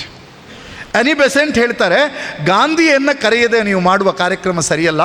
ಇಡೀ ಸ್ವತಂತ್ರ ಹೋರಾಟ ಅನ್ನೋದು ಜಾತಿ, ಮತ, ಧರ್ಮ, ಭಾಷೆಗಳ ಭೇದವಿಲ್ಲದೆ ಗಾಂಧಿಯ ನೇತೃತ್ವದಲ್ಲಿ ನಡೀತಾ ಇದೆ. ಗಾಂಧಿಯನ್ನು ಕರೆಯದಿದ್ದರೆ ತಪ್ಪಾಗುತ್ತೆ ಅಂತ ಹೇಳ್ತಾರೆ. ಗಾಂಧಿಯನ್ನು ಕರೀತಾರೆ, ಗಾಂಧಿಯನ್ನು ಭಾಷಣನೂ ಮಾಡಿಸ್ತಾರೆ. ವೇದಿಕೆ ಮೇಲೆ ವೈಸ್ರಾಯ್, ರಾಜ, ಎದುರುಗಡೆ ಸಾಮಂತರು, ಅದರ ಹಿಂದುಗಡೆ ಜಮೀನ್ದಾರರು. ಗಾಂಧಿ ಏಕಕಾಲದಲ್ಲಿ ಒಂದು ಬಂಡಾಯವನ್ನು ಹುಡ್ತಾರೆ. ಗಾಂಧಿಯ ಮೆಲುಧ್ವನಿಯ ಧ್ವನಿ ಗಾಂಧಿಗೆ, ಗಾಂಧಿ ತನ್ನ ಮೆಲುಧ್ವನಿಯಲ್ಲಿ ಮಾತನ್ನು ಪ್ರಾರಂಭ ಮಾಡಿದಾಗ ಗಾಂಧಿ ಹೇಳ್ತಾರೆ, ನಾವು ಇಷ್ಟರಲ್ಲೇ ಕ್ವಿಟ್ ಇಂಡಿಯಾ ಮೂಮೆಂಟನ್ನು ಸ್ಟಾರ್ಟ್ ಮಾಡ್ತೀವಿ. ಕ್ವಿಟ್ ಇಂಡಿಯಾ ಮೂಮೆಂಟನ್ನು ನಾವು ಸ್ಟಾರ್ಟ್ ಮಾಡಿದ್ವು ಅಂತಂದರೆ, ಕ್ವಿಟ್ ಇಂಡಿಯಾ ಮೂಮೆಂಟ್ ಆದಮೇಲೆ ಸ್ವತಂತ್ರ ಬರುತ್ತೆ. ಸ್ವತಂತ್ರ ಬಂದ ಮೇಲೆ ಈ ದೇಶದಲ್ಲಿ ವಿಶ್ವವಿದ್ಯಾನಿಲಯಗಳನ್ನು ಇನ್ನೂ ಕಟ್ತೇವೆ. ಆ ರೀತಿ ಕಟ್ಟಿದ ಸಂದರ್ಭದಲ್ಲಿ ಈ ರೀತಿ ಬ್ರಿಟಿಷ್ ಅಧಿಕಾರಿ ವೈಸ್ರಾಯ್ ಇರೋಕ್ಕೆ ಸಾಧ್ಯ ಇಲ್ಲ. ವೈಸ್ರಾಯ್ಗೆ ಮುಜುಗರ ಆಗುತ್ತೆ. ವೈಸ್ರಾಯ್ನ ಹಿಂಬಾಲಕರಾಗಿದ್ದಂಥ ಕಿಂಗಿಗೆ, ರಾಜನಿಗೆ ಸಿಟ್ಟು ಬರುತ್ತೆ. ಆದರೂ ಸಹಿತ ರಾಜನಿಗೆ ಒಳಗೊಳಗೆ ಖುಷಿ ಆಗುತ್ತೆ. ಖುಷಿಯಾಗಿ ರಾಜ ಹೇಳ್ತಾನೆ, ರಾಜ ಮುಖದಲ್ಲಿ ತನ್ನ ಭಾವನೆಯನ್ನು ತೋರಿಸಿದಾಗ ಗಾಂಧಿ ವೇದಿಕೆ ಮೇಲೆ ನಿಂತು ಹೇಳ್ತಾರೆ, ರಾಜ ಈ ಕಾರಣಕ್ಕಾಗಿ ಖುಷಿ ಪಡೋದು ಬೇಡ. ಈ ದೇಶಕ್ಕೆ ಸ್ವತಂತ್ರ ಬಂದ ಮೇಲೆ ವೈಸ್ರಾಯ್ ಹೇಗೆ ಹೊರಟೋಗ್ತಾರೋ ಹಾಗೇ ರಾಜರು ಸಹಿತ ತಮ್ಮ ಕಿರೀಟವನ್ನು ಕೆಳಗಿಳಿಸಿ ಇರಬೇಕಾಗತ್ತೆ, ಸಾಮಾನ್ಯರ ಜೊತೆ ಬದುಕಬೇಕಾಗತ್ತೆ. ಕಿಂಗಿಗೂ ಅವಮಾನ, ವೈಸ್ರಾಯ್ಗೂ ಅವಮಾನ. ವೇದಿಕೆಯ ಮುಂಭಾಗದಲ್ಲಿದ್ದಂತಹ ಸಾಮಂತರುಗಳಿಗೆ ಖುಷಿ ಆಗುತ್ತೆ. ನಮ್ಮಂಗೆ ಕೂತಿದ್ರು, ಅರೆ ರಾಜ ಹೋದ, ವೈಸ್ರಾಯ್ ಹೋದ, ಇನ್ನೇನಿದ್ರು ನಮ್ಮದೇ ಸಾಮ್ರಾಜ್ಯ ಅಂಥೇಳಿ ಈ ಸಾಮಂತರೆಲ್ಲ ಖುಷಿಪಟ್ಟು ಚಪ್ಪಾಳೆಯನ್ನು ಹೊಡೆದಾಗ ಗಾಂಧಿ ಹೇಳ್ತಾರೆ, ನೀವು ಚಪ್ಪಾಳೆ ಹೊಡಿಬೇಡಿ. ಈ ದೇಶಕ್ಕೆ ಸ್ವತಂತ್ರ ಬಂದಾಗ ನಾವು ಸಾಮಂತಶಾಹಿ ರಾಜಶಾಹಿಯನ್ನು ಕೊನೆಗಳಿಸ್ತೇವೆ, ಇದಕ್ಕೆ ಒಂದು ಸಂವಿಧಾನವನ್ನು ಜಾರಿಗೆ ತರುತ್ತೇವೆ ಅಂತ ಹೇಳ್ತಾರೆ. ಅಂದ ಕೂಡಲೇ ಸಾಮಂತ ಹೊರಟೋದ, ರಾಜ ಹೊರಟೋದ, ವೈಸ್ರಾಯ್ ಹೊರಟೋದ್ರು. ಇನ್ಯಾರೋ ನಾವೇ ರಾಜರಿದ್ದಂಗೆ ಅಂತ ಹೇಳಿ ಜಮೀನ್ದಾರ್ಗಳಿರ್ತಾರಲ್ಲ ಅವರು ಚಪ್ಪಾಳೆ ಹೊಡಿತಾರೆ. ಆಗ ಗಾಂಧಿ ಹೇಳ್ತಾರೆ, ನೀವು ಚಪ್ಪಾಳೆ ಹೊಡಿಬೇಡಿ. ಈ ದೇಶಕ್ಕೆ ಸ್ವತಂತ್ರ ಬಂದ ಮೇಲೆ ಜಮೀನ್ದಾರಿಕೆ ಪದ್ಧತಿಯನ್ನು ಕೊನೆಗಳಿಸ್ತೇವೆ, ಉಳುವವನೇ ಭೂಮಿಯ ಒಡೆಯ ಎನ್ನುವ ಕಾಯ್ದೆಯನ್ನು ಜಾರಿಗೆ ತರ್ತೇವೆ. ಆ ರೀತಿ ಜಾರಿಗೆ ತಂದು ಹಳ್ಳಿಗಳಲ್ಲಿ ಗ್ರಾಮ ಸ್ವರಾಜ್ಯವನ್ನು ಸ್ಥಾಪನೆ ಮಾಡ್ತೇವೆ, ನಿಮ್ಮ ಸರಪಂಚ ಅಧಿಕಾರವನ್ನು ಕೊನೆಗಳಿಸ್ತೇವೆ, ಅದಕ್ಕಾಗಿ ಒಂದು ಗಟ್ಟಿ ಸಂವಿಧಾನವನ್ನು ತರ್ತೇವೆ ಅಂತ ಹೇಳ್ತಾರೆ. ಒಂದೇ ವೇದಿಕೆಯಲ್ಲಿ ಈ ದೇಶದ 4 ಶಕ್ತಿಗಳ ವಿರುದ್ಧ ಮಾತನಾಡ್ತಕ್ಕಂಥ ಧೀಮಂತಿಕೆ ಇದ್ದಿದ್ದರೆ, ಧೈರ್ಯ ಇದ್ದಿದ್ರೆ ಅದು ಮಹಾತ್ಮ ಗಾಂಧಿಯವರಿಗೆ ಇತ್ತು.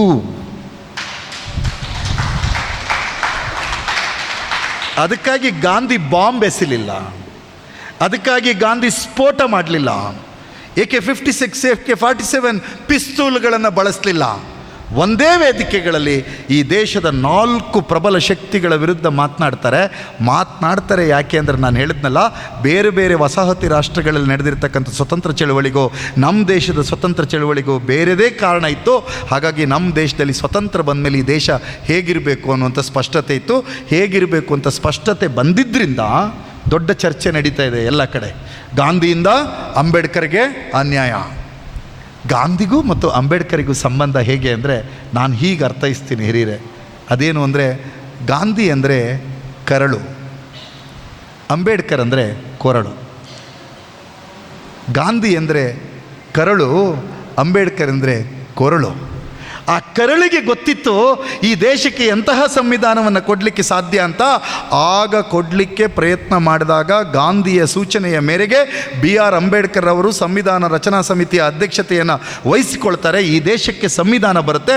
ಈ ದೇಶದ ಸಂವಿಧಾನ ಅನ್ನೋದು ವಿಶ್ವದ ಎಲ್ಲ ಸಂವಿಧಾನಗಳನ್ನು ಅಧ್ಯಯನ ಮಾಡಿದ ಬಾಬಾ ಸಾಹೇಬ್ ಅಂಬೇಡ್ಕರ್ ಅವರ ನೇತೃತ್ವದಲ್ಲಿ ಒಂದು ವಿಶಿಷ್ಟವಾದ ಸಂವಿಧಾನವನ್ನು ಕೊಡ್ತು.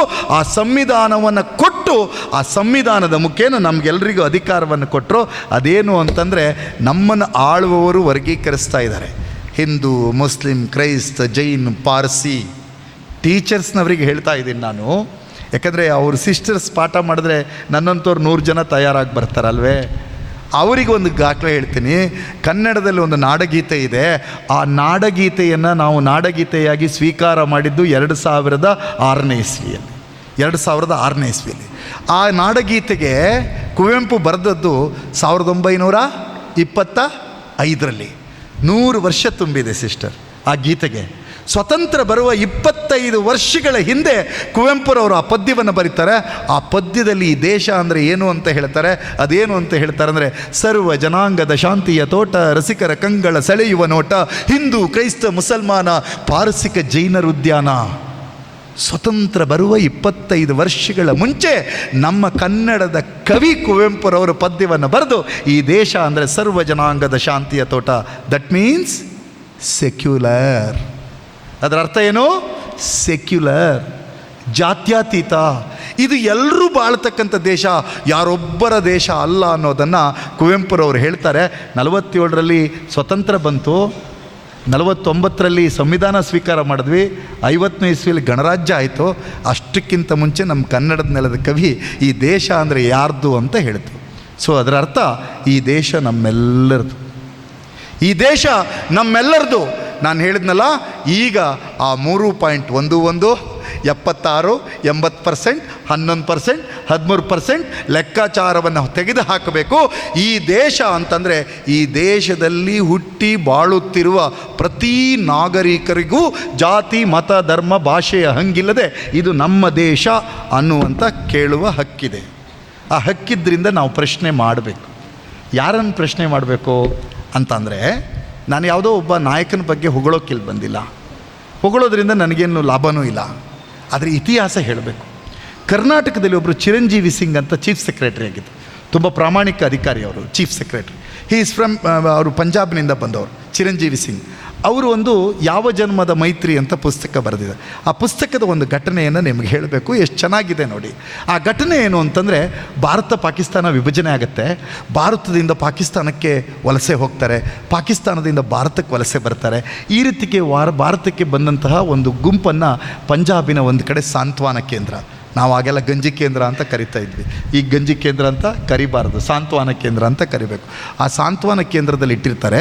ಆ ಸಾಂತ್ವನ ಕೇಂದ್ರದಲ್ಲಿ ಇಟ್ಟಾಗ ಅವರನ್ನು ಭೇಟಿ ಮಾಡಲಿಕ್ಕೆ ಭಾರತದ ಪೂರ್ವ ಪ್ರಧಾನಿ ಜವಾಹರ್ಲಾಲ್ ನೆಹರು ಹೋಗ್ತಾರೆ.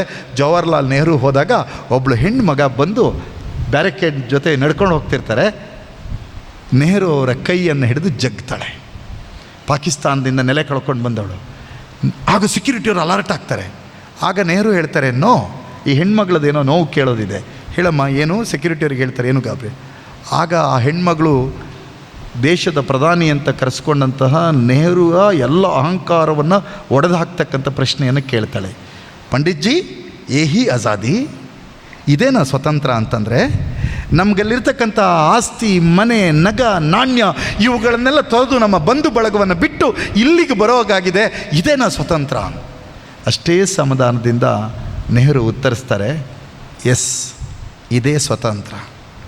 ಈ ದೇಶದ ಪ್ರಧಾನಮಂತ್ರಿಯಾದ ನನ್ನ ಕೈಯನ್ನು ಜಗ್ಗಿ ಹಿಡಿದು ಪ್ರಶ್ನೆ ಮಾಡ್ತಾ ಇದೆಯಲ್ಲ, ಈ ಪ್ರಶ್ನೆ ಮಾಡೋದೇ ಸ್ವಾತಂತ್ರ್ಯ ಅಂತ ಹೇಳಿದ್ರು. ಅದು ಸ್ವತಂತ್ರ ಅಂತಂದರೆ ಪ್ರಶ್ನೆಯೇ ಮಾಡಬಾರದು ಅನ್ನುವ ಪ್ರಶ್ನೆಯನ್ನು ಯಾರಾದರೂ ಹೇಳಿದರೆ, ಸಿದ್ದರಾಮಯ್ಯ ಹೇಳಿದರೆ, ನರೇಂದ್ರ ಮೋದಿ ಅವರು ಹೇಳಿದರೆ, ಅದು ಅಪರಾಧ, ಅದು ಪ್ರಜಾಪ್ರಭುತ್ವವಾದವಲ್ಲ, ಅದು ಸಂವಿಧಾನ ಅಲ್ಲ. ಅವರು ನಮ್ಮೆಲ್ಲರಿಗೂ ಉತ್ತರದಾಯಿಗಳು. ನಮ್ಮ ಶಾಸಕ, ಸಂಸದ, ಮಂತ್ರಿ, ಮುಖ್ಯಮಂತ್ರಿ, ರಾಜ್ಯಪಾಲ, ನ್ಯಾಯಾಧೀಶರಿಂದ ಹಿಡಿದು ಮಾತನಾಡ್ತಕ್ಕಂಥ ಈ ವಕೀಲರಿಂದ ಹಿಡಿದು ಶಾಲಾ ಅಡ್ಮಿನಿಸ್ಟ್ರೇಷನ್ವರೆಗೂ ಸಹಿತ ಉತ್ತರದಾಯಿಗಳು ನಾವು. ನಮ್ಮನ್ನೆಲ್ಲ ಉತ್ತರದಾಯಿಯನ್ನಾಗಿ ಮಾಡಿದ್ದು ನಮ್ಮ ಸಂವಿಧಾನ.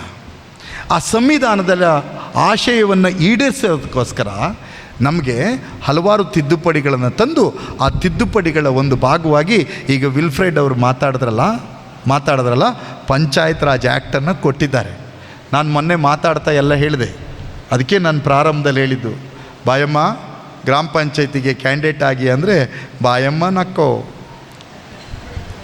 ಬಾಯಮ್ಮ ಏನಂತಾರೆ, ನನಗೆ ಬೇಡ, ಅದು ನಮ್ಮದು ಅಂಜಲ್ ಫ್ರೈ, ಬಂಗಡೆ ಫ್ರೈ, ತರಲೆ ಫ್ರೈ,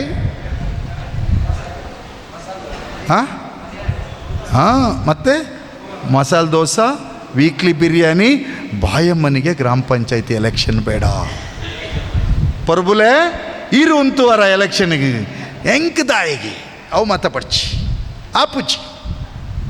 ನೋ, ಜನ ನೀವು ಸೇವೆಯನ್ನು ಮಾಡ್ತೀರಿ ಅಂತ ಒಂದು ಜನಕ್ಕೆ ಅನಿಸಿದರೆ ಜಾತಿ ಮತ ಧರ್ಮವನ್ನು ಮೀರಿ ಚುನಾವಣೆಯಲ್ಲಿ ಗೆಲ್ಲಿಸ್ತಾರೆ.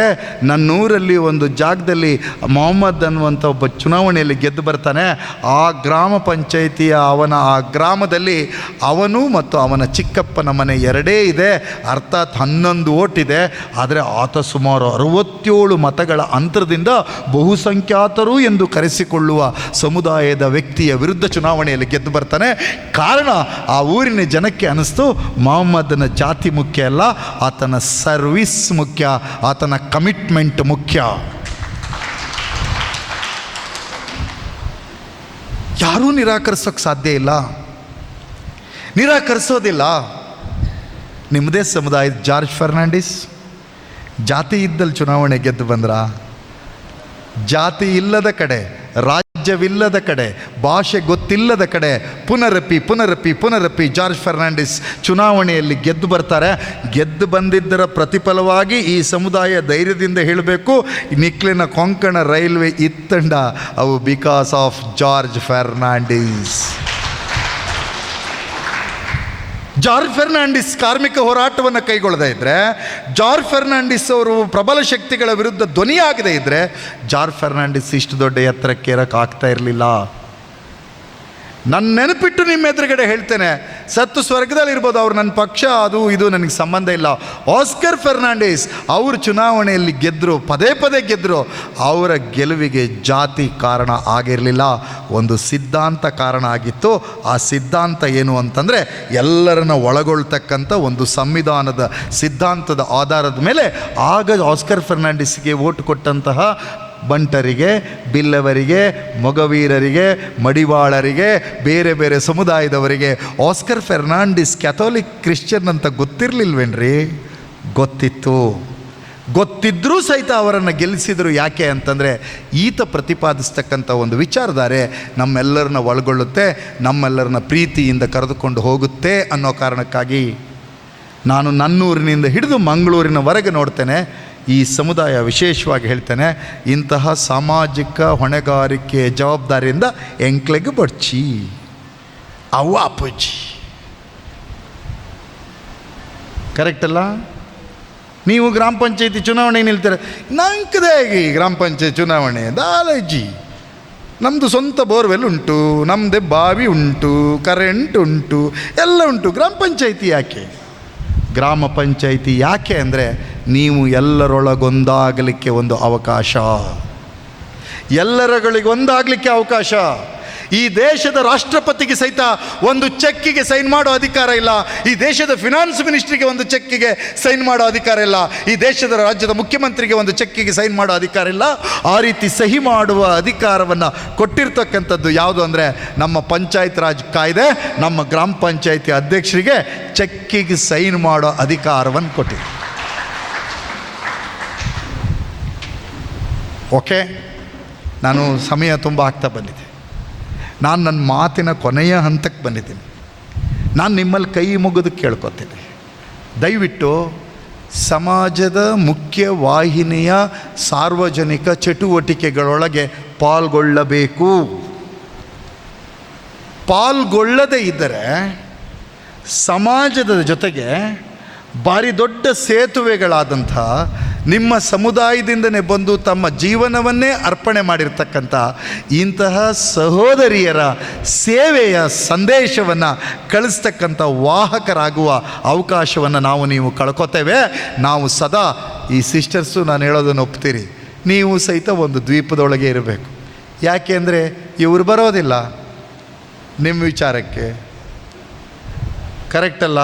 ಇವರು ನೀವು ಭೇಟಿಯಾಗೋದು ಎಲ್ಲಿ ಅಂದರೆ ಚರ್ಚಿನ ಪ್ರೇಯರ್ನಲ್ಲಿ, ಬಿಟ್ಟರೆ ಮದುವೆ ಎಂಗೇಜ್ಮೆಂಟ್ನಲ್ಲಿ. ಊಟ ಮಾಡ್ತಾರೆ, ಸಿಸ್ಟರ್ಸ್ ವಿಶ್ ಮಾಡ್ತಾರೆ, ಹೋಗ್ತಾರೆ. ಸಿಸ್ಟರ್ಸೇ ಒಂದು ದ್ವೀಪ, ಆ ಸಿಸ್ಟರ್ಸ್ ಬಂದಿರತಕ್ಕಂಥ ಸಮಾಜ ಒಂದು ದ್ವೀಪ. ಅದಾಗಬಾರ್ದು.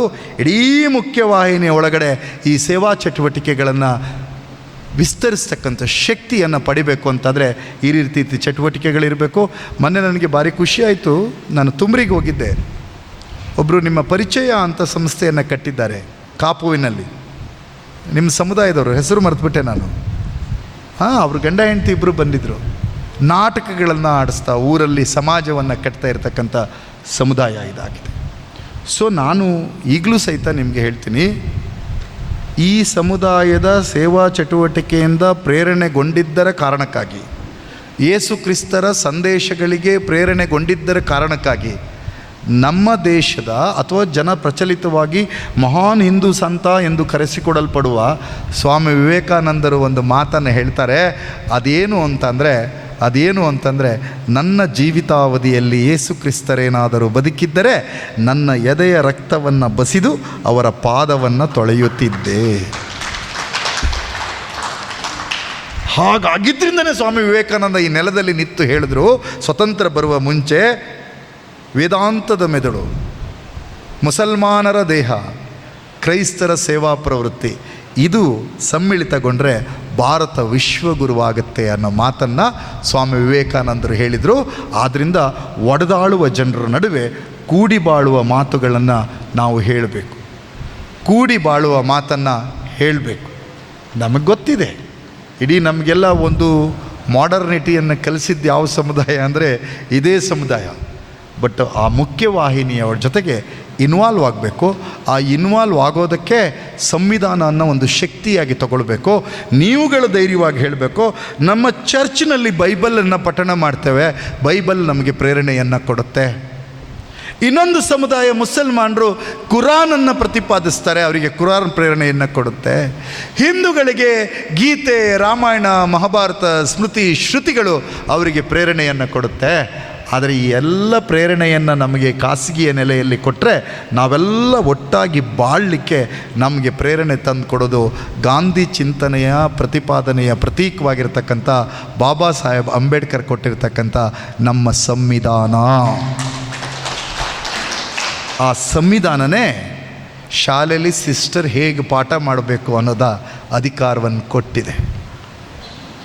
ಯಾವ ರೀತಿ ಅಲ್ಪಸಂಖ್ಯಾತ ಸಂಸ್ಥೆಯನ್ನು ನಡೆಸಬೇಕು ಅನ್ನೋಂಥದ್ದು ಕೊಟ್ಟಿದೆ. ಅನುದಾನಿತ ಶಾಲೆಗಳಿಗೆ ಗ್ರಾಮ ಪಂಚಾಯಿತಿ ಅನುದಾನ ಕೊಡಬೇಕೋ ಬೇಡವೋ ಅಂತ ಪ್ರಶ್ನೆ ಕೇಳ್ತಾ ಇದ್ರಲ್ಲ ಸಿಸ್ಟರ್. ಅನುದಾನಿತ ಸಂಸ್ಥೆಗೆ ಗ್ರಾಮ ಪಂಚಾಯಿತಿ ತನ್ನ ಅನುದಾನವನ್ನು ಕೊಡಬೇಕು, ಪಡೆಯೋದು ಅನುದಾನಿತ ಸಂಸ್ಥೆಯ ಹಕ್ಕು ಅನ್ನೋದನ್ನು ನೀವು ಅರ್ಥ ಮಾಡ್ಕೋಬೇಕು. ಸ್ವಲ್ಪ ಸಂವಿಧಾನದ ಬಗ್ಗೆ, ಇಂಥವುಗಳ ಬಗ್ಗೆ ನಿಮ್ಮ ಲೇ ಅಸೋಸಿಯೇಷನ್ಸ್ಗಳನ್ನು ಇಟ್ಟುಕೊಂಡು ಕಾರ್ಯಕ್ರಮಗಳನ್ನು ರೂಪಿಸಿ, ಆ ರೂಪಿಸೋದ್ರ ಮುಖೇನ ಸಮಾಜದ ಮುಖ್ಯವಾಹಿನಿಗೆ ಬಂದು ಕೆಲಸ ಮಾಡ್ತಕ್ಕಂಥ ಕೆಲಸವನ್ನು ಮಾಡೋಣ. ಯಾರೂ ಗಿಲ್ಟ್ ಆಗೋದು ಬೇಡ ಅನ್ನುವಂಥ ಮಾತನ್ನು ಹೇಳಿ ನಾನು ಮತ್ತೆ ಹೇಳ್ತೇನೆ, ನಾನು ಖಚಿತವಾಗಿ ನಂಬ್ತಾ ಇದ್ದೇನೆ, ಬೈಬಲ್ನಲ್ಲಿ ಒಂದು ಪುರಾಣವಿದೆ, ಬೈಬಲ್ನಲ್ಲಿ ಒಂದು ಗೀತೆ ಇದೆ, ಬೈಬಲ್ನಲ್ಲಿ ಒಂದು ಶ್ರುತಿ ಇದೆ. ಒಂದು ಶ್ರುತಿಯಲ್ಲಿ ಬೈಬಲ್ ಮತ್ತು ಕುರಾನ್ ಇದೆ. ನಾವೆಲ್ಲರೂ ಒಗ್ಗೂಡಿ ಬಾಳೋಣ. ಒಗ್ಗೂಡಿ ಬಾಳೋಕ್ಕೆ ಗಾಂಧಿ ಜಯಂತಿಯ ನೆಪವಾಗಿಟ್ಕೊಂಡು ಈ ಕಾರ್ಯಕ್ರಮವನ್ನು ಆಯೋಜನೆ ಮಾಡಿದ್ದೀರಿ. ಒಳ್ಳೆಯದಾಗಲಿ, ಒಳ್ಳೆಯ ಯಶಸ್ಸು ಸಿಕ್ಕಲಿ. ಮತ್ತು ನನಗೆ ಆಸೆ ಇದೆ, ನಾಡ್ದು ನಡೆಯುವ ಗ್ರಾಮ ಪಂಚಾಯಿತಿ ಚುನಾವಣೆ ಈ ಬಾರಿ ನನಗೆ ತಿಳಿದಿರುವ ಮಾಹಿತಿ ಪ್ರಕಾರ ಪಕ್ಷದ ಗುರುತುಗಳ ಆಧಾರದಲ್ಲಿ ಚುನಾವಣೆ ನಡೆಯುತ್ತೆ ಸರ್. ಪಕ್ಷಗಳ ಸಿಂಬಲ್ಗಳ ಆಧಾರದ ಮೇಲೆ ಯಾವುದನ್ನು ಆಯ್ಕೆ ಮಾಡ್ಕೋತೀರಿ ನಿಮಗೆ ಬಿಟ್ಟಿದ್ದು. ಆ ಆಯ್ಕೆ ಮಾಡ್ಕೊಳ್ತಕ್ಕಂಥ ಯಾವುದೇ ಪಕ್ಷ ಇರಲಿ, ಆ ಪಕ್ಷ ಭಾರತದ ಸಂವಿಧಾನದ ಪರವಾಗಿದೆಯೋ, ಗಾಂಧಿ ವಿಚಾರಧಾರೆಗಳ ಪರವಾಗಿದೆಯೋ ಅನ್ನೋದನ್ನು ಕೈ ಮುಗಿದು ವಿನಂತಿ ಮಾಡ್ತೀನಿ. ಅದನ್ನು ವಿಮರ್ಶೆ ಮಾಡಿ ಅದನ್ನು ಬೆಂಬಲಿಸಿ ಅಂಥೇಳಿ ನನ್ನ ಮಾತನ್ನು ಮುಗಿಸ್ತೇನೆ. ಧನ್ಯವಾದಗಳು. ತುಂಬ ಥ್ಯಾಂಕ್ಸ್ ಮರಳಿಯವರೇ. ನೀವು ಮಾತಾಡಿದ್ದು ಕೇಳಿ ನಮಗೆಲ್ಲ ಹೃದಯ ತುಂಬಿ ಬಂತು. ನೀವು ನಮ್ಮ ಭಗಿನಿಯರ ಮೇಲೆ ಇಟ್ಟಂತಹ ಗೌರವ, ಅಭಿಮಾನ ಕೇಳಿ ನಮಗೆ ತುಂಬ ಖುಷಿಯಾಗಿದೆ. ದೇವರು ನಿಮಗೆ ಆಶೀರ್ವದಿಸಲಿ. ನಮ್ಮ ಪ್ರಾರ್ಥನೆ ನಿಮಗಾಗಿ, ನಿಮ್ಮ ಕುಟುಂಬಕ್ಕೋಸ್ಕರ ಪ್ರಾರ್ಥನೆ ಮಾಡ್ತೇವೆ. ಮತ್ತು ನೀವು ಸದಾಕಾಲ ಯಾವಾಗಲೂ ನಮ್ಮ ಬೆನ್ನೆಲುಬಾಗಿ ನಿಲ್ತೀರಾ ಅಂತ ನಾವು ಯೋಚಿಸ್ತೇವೆ. ಎಲ್ಲರೂ ಹೇಳ್ತಾರೆ ಸಿಸ್ಟರ್ಸ್ನವರು ಶಾಲೆಯಲ್ಲಿ ಕನ್ವರ್ಟ್ ಮಾಡ್ತಾರೆ ಅಂಥೇಳಿ. ಇಲ್ಲಿ ತನಕ ಯಾವುದೇ ಕನ್ವರ್ಷನ್ ಬಗ್ಗೆ ನಾನು ಕೇಳಿಲ್ಲ, ನಮ್ಮ ಸಿಸ್ಟರ್ಸ್ನವರು ಮಾಡಿಲ್ಲ. ಇಡೀ ಪ್ರಪಂಚದಲ್ಲಿ ನಾವು ಅನೇಕ ರಾಷ್ಟ್ರಗಳಲ್ಲಿ ನಾವು ಕೆಲಸ ಮಾಡ್ತಾ ಇದ್ದೇವೆ, ಆದರೆ ಯಾರನ್ನು ನಾವು ಕನ್ವರ್ಟ್ ಮಾಡಿಲ್ಲ. ನಮ್ಮ ICUಗಳಲ್ಲಿ ಎಲ್ಲರೂ ಪೇಷಂಟ್ ಬೇರೆ ಜಾತಿಯವರು ಜಾಸ್ತಿ, ಆದರೂ ಸಹ ನಾವು ಅವರಿಗೆ ಸೇವೆಯನ್ನು ಮಾಡ್ತಾ ಇದ್ದೇವೆ. ಆದರೆ ಯಾವತ್ತೂ ನಾವು ಕನ್ವರ್ಟನ್ ಮಾಡೇ ಇಲ್ಲ. ನೀವು ಇಂತಹ ಒಂದು ನಂಬಿಕೆಯನ್ನು ಇಟ್ಕೊಂಡಿದ್ದೀರ ನಮ್ಮ ಮೇಲೆ, ನಿಮಗೆ ತುಂಬ ಧನ್ಯವಾದಗಳು. ದೇವರು ನಿಮ್ಮನ್ನು ಆಶೀರ್ವದಿಸಲಿ, ನಿಮ್ಮ ಮೇಲೆ ಅವರ ಕೃಪೆ ಸದಾಕಾಲ ಇರಲಿ ಎಂದು ನಾವು ಆಶಿಸ್ತೇವೆ. ಮುಂದಿನ ದಿವಸದಲ್ಲಿ ನಮ್ಮನ್ನು ಪ್ರತಿನಿಧಿಸುವ ಒಬ್ಬ ಶಾಸಕನಾಗಿ, ಲೋಕಸಭಾ ಸದಸ್ಯನಾಗಿ ತಮಗೆ ದೇವರು ಆರೋಗ್ಯವನ್ನು ನೀಡಿ ಆ ಒಂದು ಸ್ಥಾನದಲ್ಲಿ ನಿಮ್ಮನ್ನು ನಾವು ನೋಡಲಿಕ್ಕೆ ಇಲ್ಲಿ ಸೇರಿದ ಎಲ್ಲರೂ ನಾವು ಒಬ್ಬೊಬ್ಬರು 100 ಸಾವಿರ ಜನಗಳಾಗಿ ನಿಮಗೆ ಬೇಡಿಕೆಯನ್ನು ದೇವರಲ್ಲಿ ಇಡ್ತಾ ಜನಗಣ ಮನದೊಂದಿಗೆ ನಮ್ಮ ಈ ಒಂದು ಕಾರ್ಯಕ್ರಮವನ್ನು ನಾವು ಕೊನೆಗೊಳಿಸುವ. ಜನಗಣ ಮನ